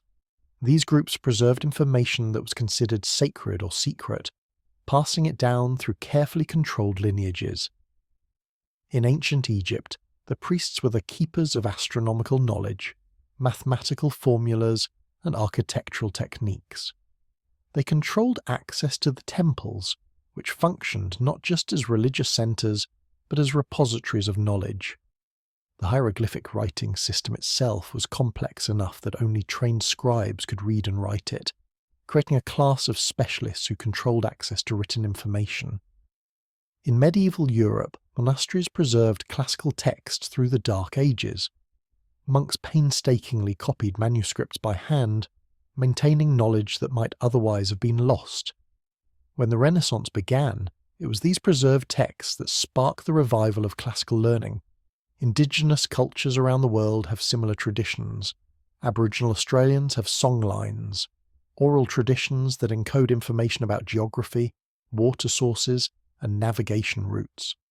These songs have been passed down for thousands of years, and recent research has shown that some of them contain accurate information about coastlines and landmarks that existed during the Ice Age, before sea levels rose. The Dogon people of Mali have astronomical knowledge that has puzzled researchers for decades.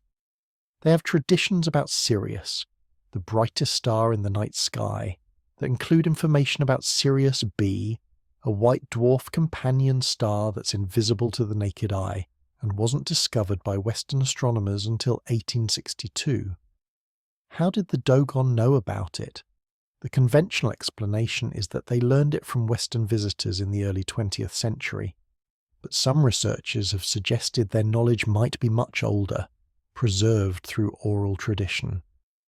If a first civilization existed, it's possible that some of their knowledge was preserved in this way, through priesthoods, mystery schools, or oral traditions. The survivors of the catastrophe that ended their civilization might have deliberately encoded their most important knowledge in forms that could survive, in stories, in rituals, in monuments that would endure long after the civilization itself was gone. This might explain why so many ancient cultures seem to have knowledge that appears too advanced for their supposed level of development. Perhaps they weren't developing this knowledge from scratch. Perhaps they were inheriting it, preserving fragments of a much older tradition. The mystery schools of ancient Greece, the Eleusinian mysteries, the Pythagorean brotherhood, the Orphic traditions, all claim to possess ancient wisdom that had been passed down from earlier times. Plato wrote about Atlantis as a story told to Solon by Egyptian priests, who claimed their records went back thousands of years before Greek civilization. Were these just stories? Or were they preserving memories of something real? Let's consider sacred geometry, the mathematical relationships that appear in ancient structures around the world. The Great Pyramid of Giza encodes the mathematical constant pi in its dimensions. The ratio of its height to the perimeter of its base is the same as the ratio of a circle's radius to its circumference. This is either an extraordinary coincidence or evidence of sophisticated mathematical knowledge. The pyramid also encodes phi, the golden ratio, which appears throughout nature and has been used in art and architecture for millennia. The golden ratio is approximately 1.618, and it shows up in the proportions of the pyramid, in the dimensions of the king's chamber, and in the angles of the structure. These aren't the only mathematical relationships encoded in the pyramid. The structure also relates to the dimensions of the Earth. If you multiply the height of the pyramid by 43,200, you get a close approximation of the polar radius of the Earth. The number 43,200 is significant. It's related to the precession of the equinoxes, which takes 25,920 years to complete a full cycle. Divide that by 600 and you get 43,200. Is this intentional? Did the builders of the Great Pyramid know the dimensions of the Earth and deliberately encode them in their structure? The conventional explanation is that these relationships are coincidental, or that we're engaging in numerology, finding patterns that aren't really there. But the precision of the pyramid's construction suggests that its builders were capable of sophisticated mathematics and astronomy. And it's not just the Great Pyramid. Similar mathematical relationships appear in other ancient structures. The Parthenon in Athens incorporates the golden ratio in its proportions. The temples of Angkor Wat in Cambodia are aligned to astronomical events and incorporate complex mathematical relationships. The stone circles of Britain, like Stonehenge and Avebury, encode astronomical cycles and geometric relationships. Why would ancient peoples go to such lengths to encode mathematical knowledge in their structures? One possibility is that they understood something we're only beginning to rediscover, that certain proportions and relationships have inherent properties that affect how we perceive and interact with space. Another possibility is that they were deliberately preserving knowledge, creating monuments that would serve as teaching tools for future generations. If a first civilization existed and possessed advanced mathematical knowledge, how would they preserve it after a catastrophe? They couldn't rely on books or digital storage. Those would be too fragile. But they could encode it in stone, in structures so massive and precisely constructed that they would endure for millennia. Future generations might not immediately understand the knowledge encoded in these structures, but it would be there, waiting to be rediscovered. This might explain why ancient structures are so precisely aligned to astronomical events. The alignments serve a practical purpose, marking solstices, equinoxes, and other important dates. but they also demonstrate knowledge of astronomy and mathematics. They're proof that the builders understood the movements of the heavens, and they're a way of preserving that knowledge in a form that can't be easily destroyed. But how would knowledge be transmitted from a first civilization to later cultures? If there was a catastrophe that destroyed most of their population and infrastructure, how would the survivors pass on what they knew? One possibility is through small groups of refugees who carried their knowledge to different parts of the world. Imagine a coastal civilization destroyed by rising sea levels and climate change. Some survivors might have fled inland, bringing with them whatever knowledge and skills they could preserve. They would have arrived in regions inhabited by other peoples, hunter-gatherers or early agricultural communities, and they would have shared their knowledge, or perhaps kept it secret, forming a priestly class that maintained the old traditions. This could explain some of the puzzling similarities between ancient cultures that supposedly had no contact with each other. The pyramid form appears in Egypt, Mesopotamia, Mesoamerica, and Asia. Flood myths appear in cultures around the world. Astronomical knowledge and mathematical relationships show up in structures separated by thousands of miles and, according to conventional chronology, thousands of years. The conventional explanation is independent invention, different cultures arriving at similar solutions to similar problems, and that's certainly possible. But it's also possible that there was some form of contact, some transmission of knowledge that we haven't yet recognized. Consider the sweet potato. It's native to South America, but it was being cultivated in Polynesia long before European contact. How did it get there?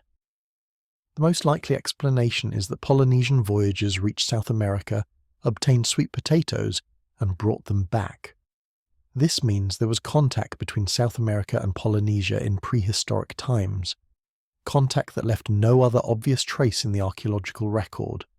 If Polynesians could cross the Pacific, what other voyages might have occurred that we don't know about? Could there have been contact between the Mediterranean and the Americas? Between Africa and Asia? Between different regions that we assume were isolated? Genetic evidence suggests more contact than we previously thought. There are genetic markers that appear in populations separated by vast distances, suggesting either ancient migrations or contact between groups. Some researchers have pointed to genetic similarities between certain Native American populations and populations in Europe and Asia, suggesting multiple waves of migration or contact. And then there's the Denisovans, an archaic human population that we only discovered in 2010 through genetic analysis of a finger bone found in a cave in Siberia. Denisovans interbred with modern humans, and their genetic legacy is found in populations across Asia and Oceania. If we only discovered an entire human population in 2010, what else might we not know about prehistoric human movements and interactions? If there was a first civilization, its survivors might have spread across the world, carrying fragments of their knowledge with them. They might have integrated with local populations, sharing some of their skills while keeping other knowledge secret. Over generations, the memory of where this knowledge came from would fade, but the knowledge itself might persist, encoded in traditions, structures, and stories. Let's talk about metallurgy, because the sudden appearance of metalworking in multiple locations around the world is one of the puzzles that doesn't quite fit the conventional narrative. Copper smelting appears in the archaeological record around 5000 BCE in multiple locations. The Middle East, the Balkans, and possibly independently in other regions. This isn't just heating copper ore until it melts. It requires understanding that certain rocks contain metal, that heating them to specific temperatures in the presence of charcoal will release that metal, and that the metal can then be shaped and worked. How did people figure this out? The conventional explanation is that it was discovered accidentally, perhaps when copper ore was used to line a fire pit, and someone noticed the metallic residue. But this seems like a remarkable accident, and it's even more remarkable that it supposedly happened independently in multiple locations around the same time. Bronze, an alloy of copper and tin, appears shortly after copper smelting. But tin is relatively rare, and tin deposits are often located far from copper deposits. This means that bronze production required trade networks, the ability to identify tin ore, and the knowledge that combining tin with copper creates a superior metal. Again, this is sophisticated knowledge that appears relatively suddenly in the archaeological record. Iron smelting is even more complex. Iron requires higher temperatures than copper, and the process of turning iron ore into usable metal involves multiple steps, including removing impurities and adding carbon to create steel. Yet iron smelting appears in the archaeological record around 1200 BCE, and within a few centuries it's being practiced across Europe, Asia and Africa. Some ancient metalwork displays capabilities that are difficult to explain. The Iron Pillar of Delhi, erected around 400 CE, is made of 98% pure iron and has resisted rust for more than 1,600 years. Modern metallurgists have studied it extensively, and while they understand the general principles that make it rust-resistant, high phosphorus content and the absence of sulfur and magnesium, they're still impressed by the purity of the metal and the skill required to forge such a large object. It weighs more than 6 tons from wrought iron. In South America, the Moche culture of Peru was creating sophisticated alloys and using electrochemical techniques to gild copper objects as early as 200 CE. They were also creating objects from arsenical bronze, which requires careful control of the smelting process to avoid poisoning the metal workers. And then there are the ancient mines themselves. Some copper mines in the Great Lakes region of North America date back thousands of years and show evidence of extensive mining operations. Thousands of tons of copper were extracted from these mines, yet we don't know where all of it went. Some of it was used locally, but the sheer quantity suggests trade networks that extended far beyond the immediate region. In Austria, the Holstadt salt mines have been in operation for more than 3,000 years. The ancient mines extend deep underground, with sophisticated tunneling techniques and evidence of organized labor. Similar ancient mines exist around the world, some dating back to the Bronze Age or earlier. What's striking about these mines is the level of organization and technical knowledge they represent. Mining isn't just digging holes in the ground. It requires understanding geology, knowing where to find ore deposits, having the tools to extract the ore, and having the infrastructure to transport it. It requires supporting a workforce, managing logistics, and having a social structure that can organize and sustain such operations. If metallurgy and mining appeared suddenly in the archaeological record, one explanation is that this knowledge was inherited from an earlier tradition. Perhaps the first civilization had developed these techniques, and after their collapse the knowledge was preserved and passed down, eventually re-emerging when conditions were right. There's a psychological dimension to this question that's worth exploring. Why is the idea of a first civilization so controversial? Why does it provoke such strong reactions, both positive and negative? Part of it is that it challenges our assumptions about progress. We like to think of history as a story of advancement, of humanity gradually climbing from ignorance to knowledge. The idea that there might have been a sophisticated civilization in the distant past, one that was destroyed and forgotten, disrupts this narrative. It suggests that progress isn't inevitable, that civilizations can rise and fall, that knowledge can be lost. This is uncomfortable because it implies that our own civilization is vulnerable. If it happened before, it could happen again. The things we take for granted, our technology, our knowledge, our way of life, could be swept away by catastrophe, leaving future generations to puzzle over our ruins and wonder what we knew. There's also a professional dimension. Archaeologists and historians have spent careers building a framework for understanding the past. This framework is based on evidence, on careful analysis of artifacts and sites, on peer-reviewed research and scholarly consensus. The idea of a first civilization challenges this framework, suggesting that there are major gaps in our understanding, that we might have missed something significant.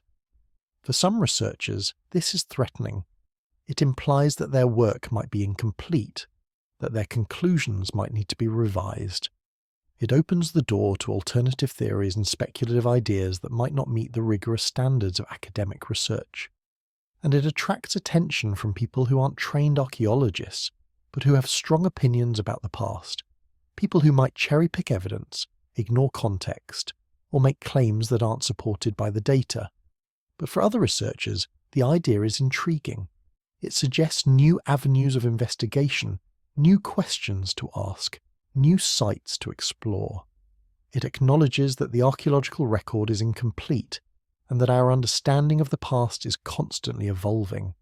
It recognizes that absence of evidence isn't the same as evidence of absence, and that we should remain open to new discoveries that might challenge our assumptions.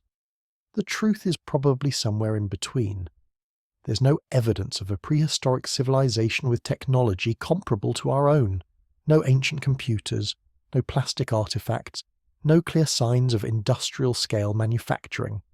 But there is evidence of sophisticated knowledge in areas like astronomy, mathematics, architecture, and navigation. There is evidence of long-distance trade, of cultural exchange, of capabilities that we didn't think ancient peoples possessed. Whether this evidence points to a first civilization, or simply to a more sophisticated prehistoric world than we previously imagined, is a question that each person has to answer for themselves. The evidence is there, but it's fragmentary and open to interpretation. We can choose to see it as proof of something extraordinary, or we can choose to see it as the natural result of human ingenuity and capability. What does all of this mean for our understanding of human potential? If there was a first civilization, if people 12,000 or 15,000 years ago were capable of sophisticated achievements, what does that tell us about ourselves? One implication is that human intelligence and capability haven't changed much over the past tens of thousands of years.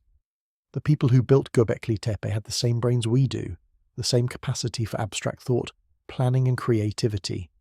They weren't primitive or simple-minded. They were fully human, with all the potential that implies. What has changed isn't our intelligence, but our accumulated knowledge. We know more than people did 10,000 years ago because we've had 10,000 years to build on what came before. We stand on the shoulders of giants, as the saying goes. But if those giants were standing on the shoulders of earlier giants, if there's a deeper foundation to human knowledge than we've recognized, then our understanding of our own history needs to be revised. This also has implications for how we think about the future. If civilizations can rise and fall, if knowledge can be lost and rediscovered, then we need to think carefully about how we preserve what we know.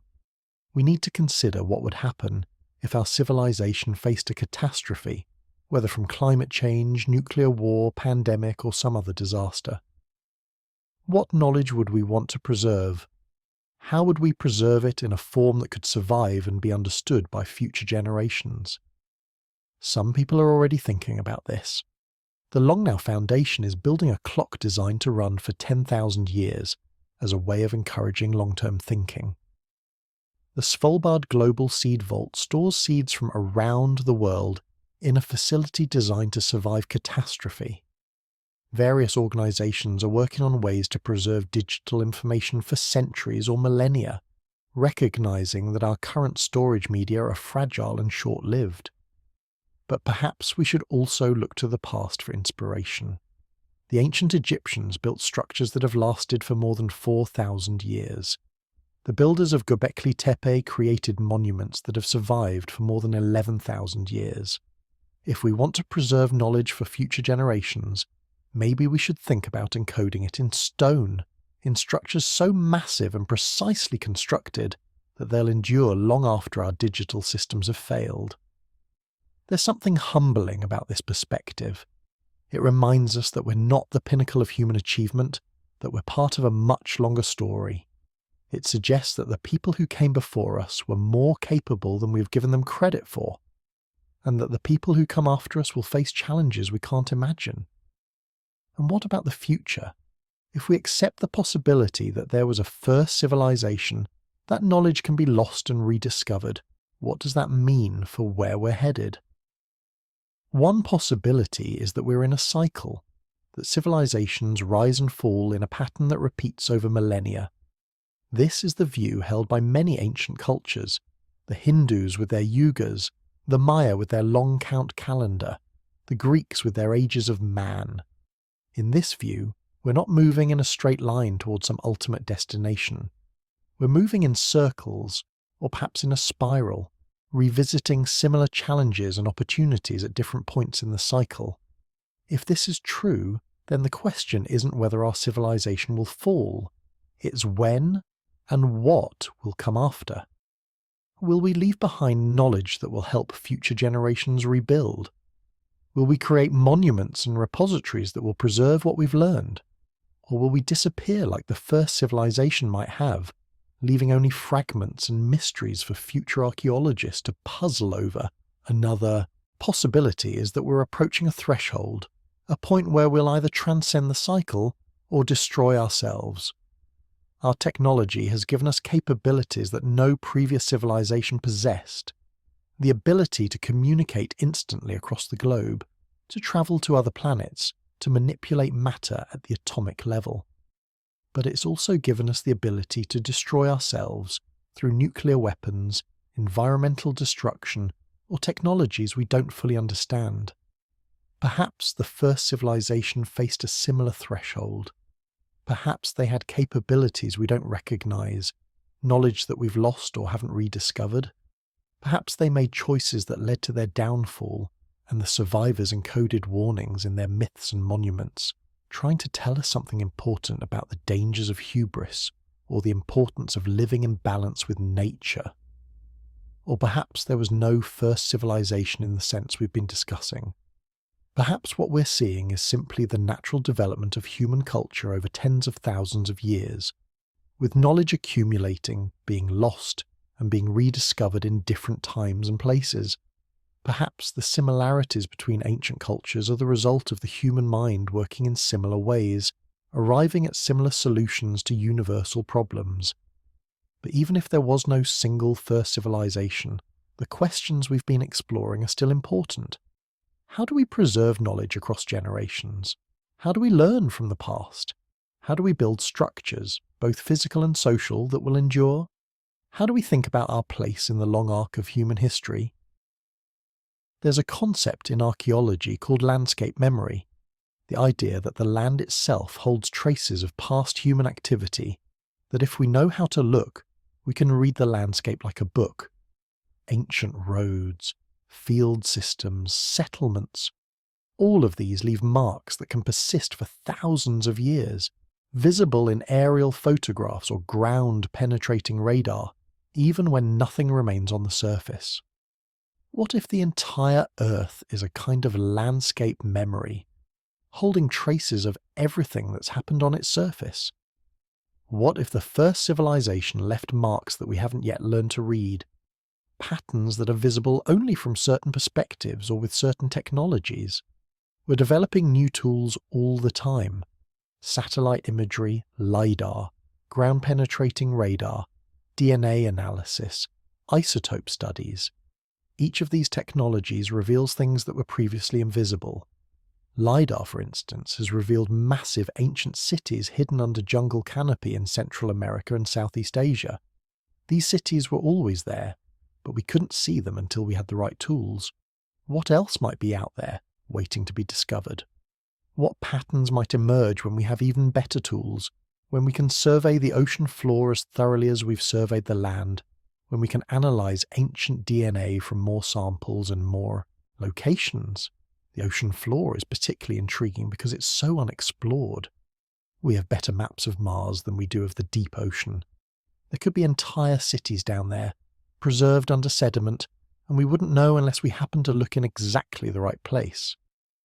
The few underwater sites we've found, like the structures off the coast of Japan or the possible harbour works in the Mediterranean, suggest that there's much more to discover. And even on land, we're still finding major sites. Göbekli Tepe was discovered in the 1990s. Karahan Tepe was only excavated starting in 2019.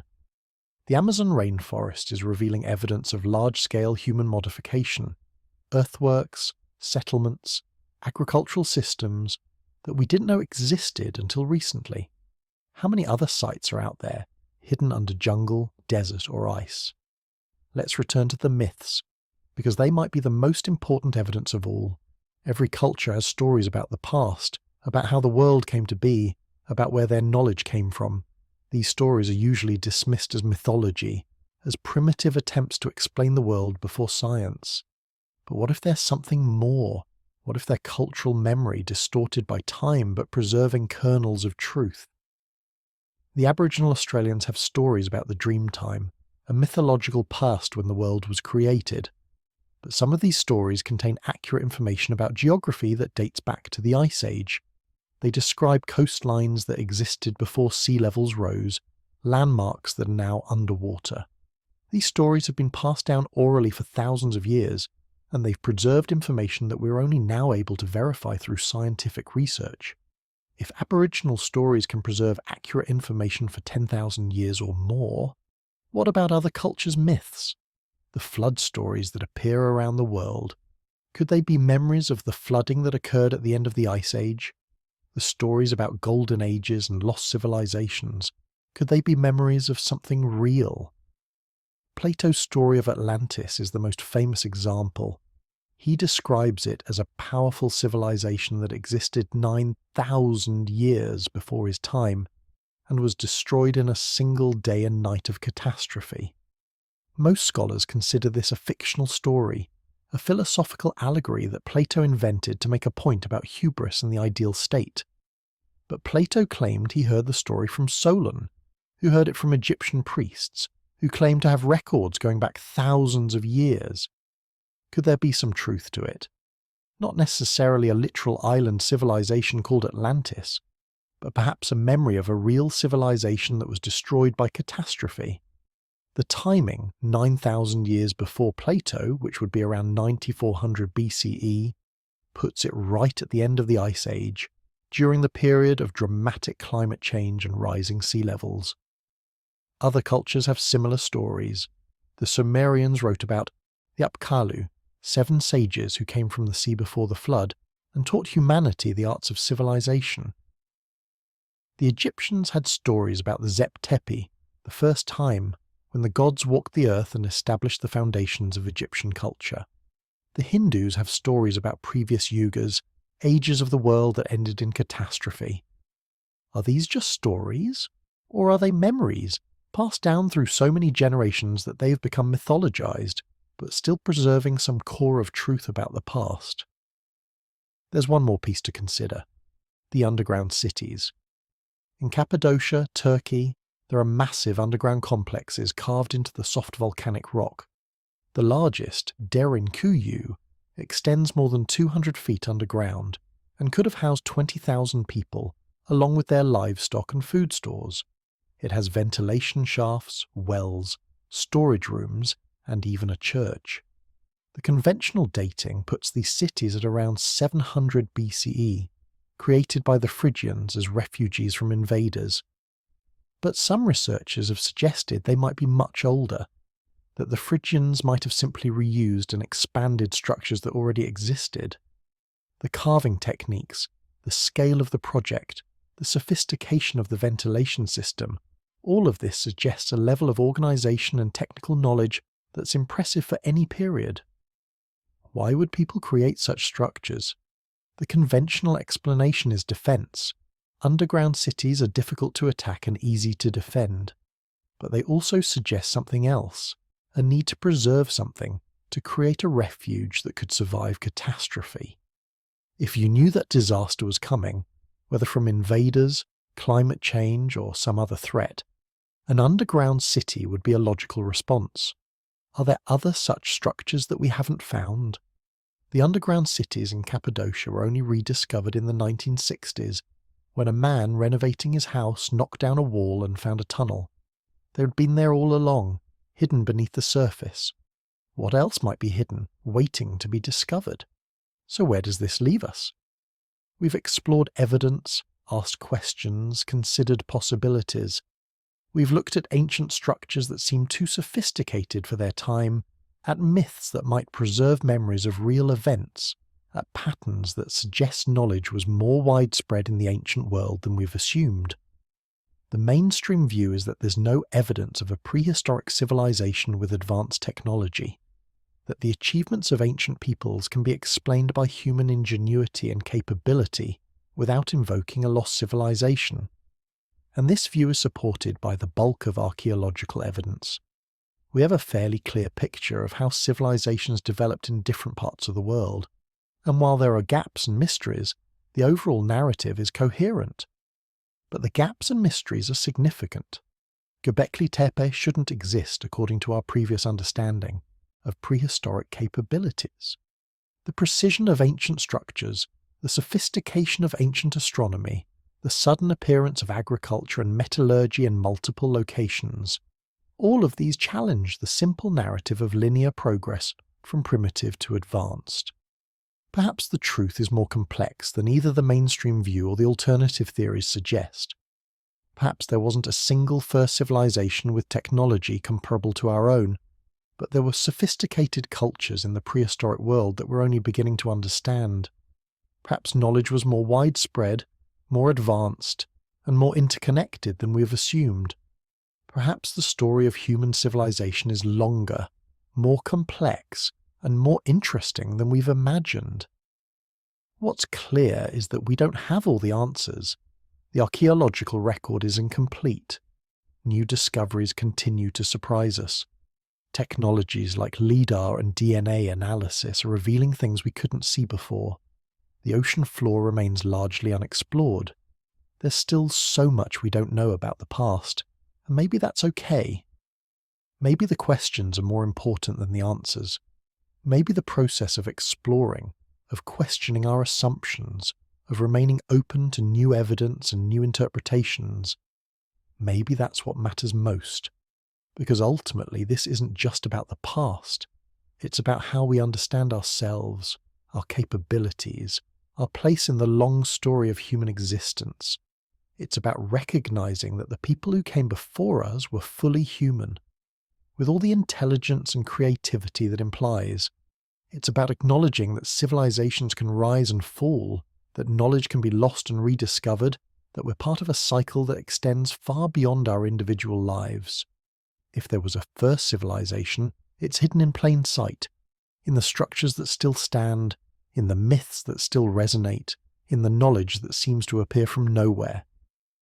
It's in the questions we ask about the past and the mysteries we haven't yet solved. It's in the recognition that history is deeper and more complex than we've imagined, and that there's always more to discover. And if there wasn't a first civilization in the literal sense, if what we're seeing is simply the natural development of human culture over tens of thousands of years, then that's remarkable too. It means that human beings, working with simple tools and limited resources, created sophisticated structures, developed complex knowledge, and built civilizations that have echoed through millennia. It means that we've always been capable of more than we give ourselves credit for. Either way, the story is extraordinary. Either way, it challenges us to think differently about the past, about human potential, about what's possible. Either way, it reminds us that we're part of something larger than ourselves, a story that began long before we were born and will continue long after we're gone. The first civilization, if it existed, left us a gift, not just in the structures and knowledge that might have survived, but in the questions themselves, in the mystery, in the invitation to look deeper, to question our assumptions, to remain curious about the world and our place in it, and perhaps that's the most important legacy of all.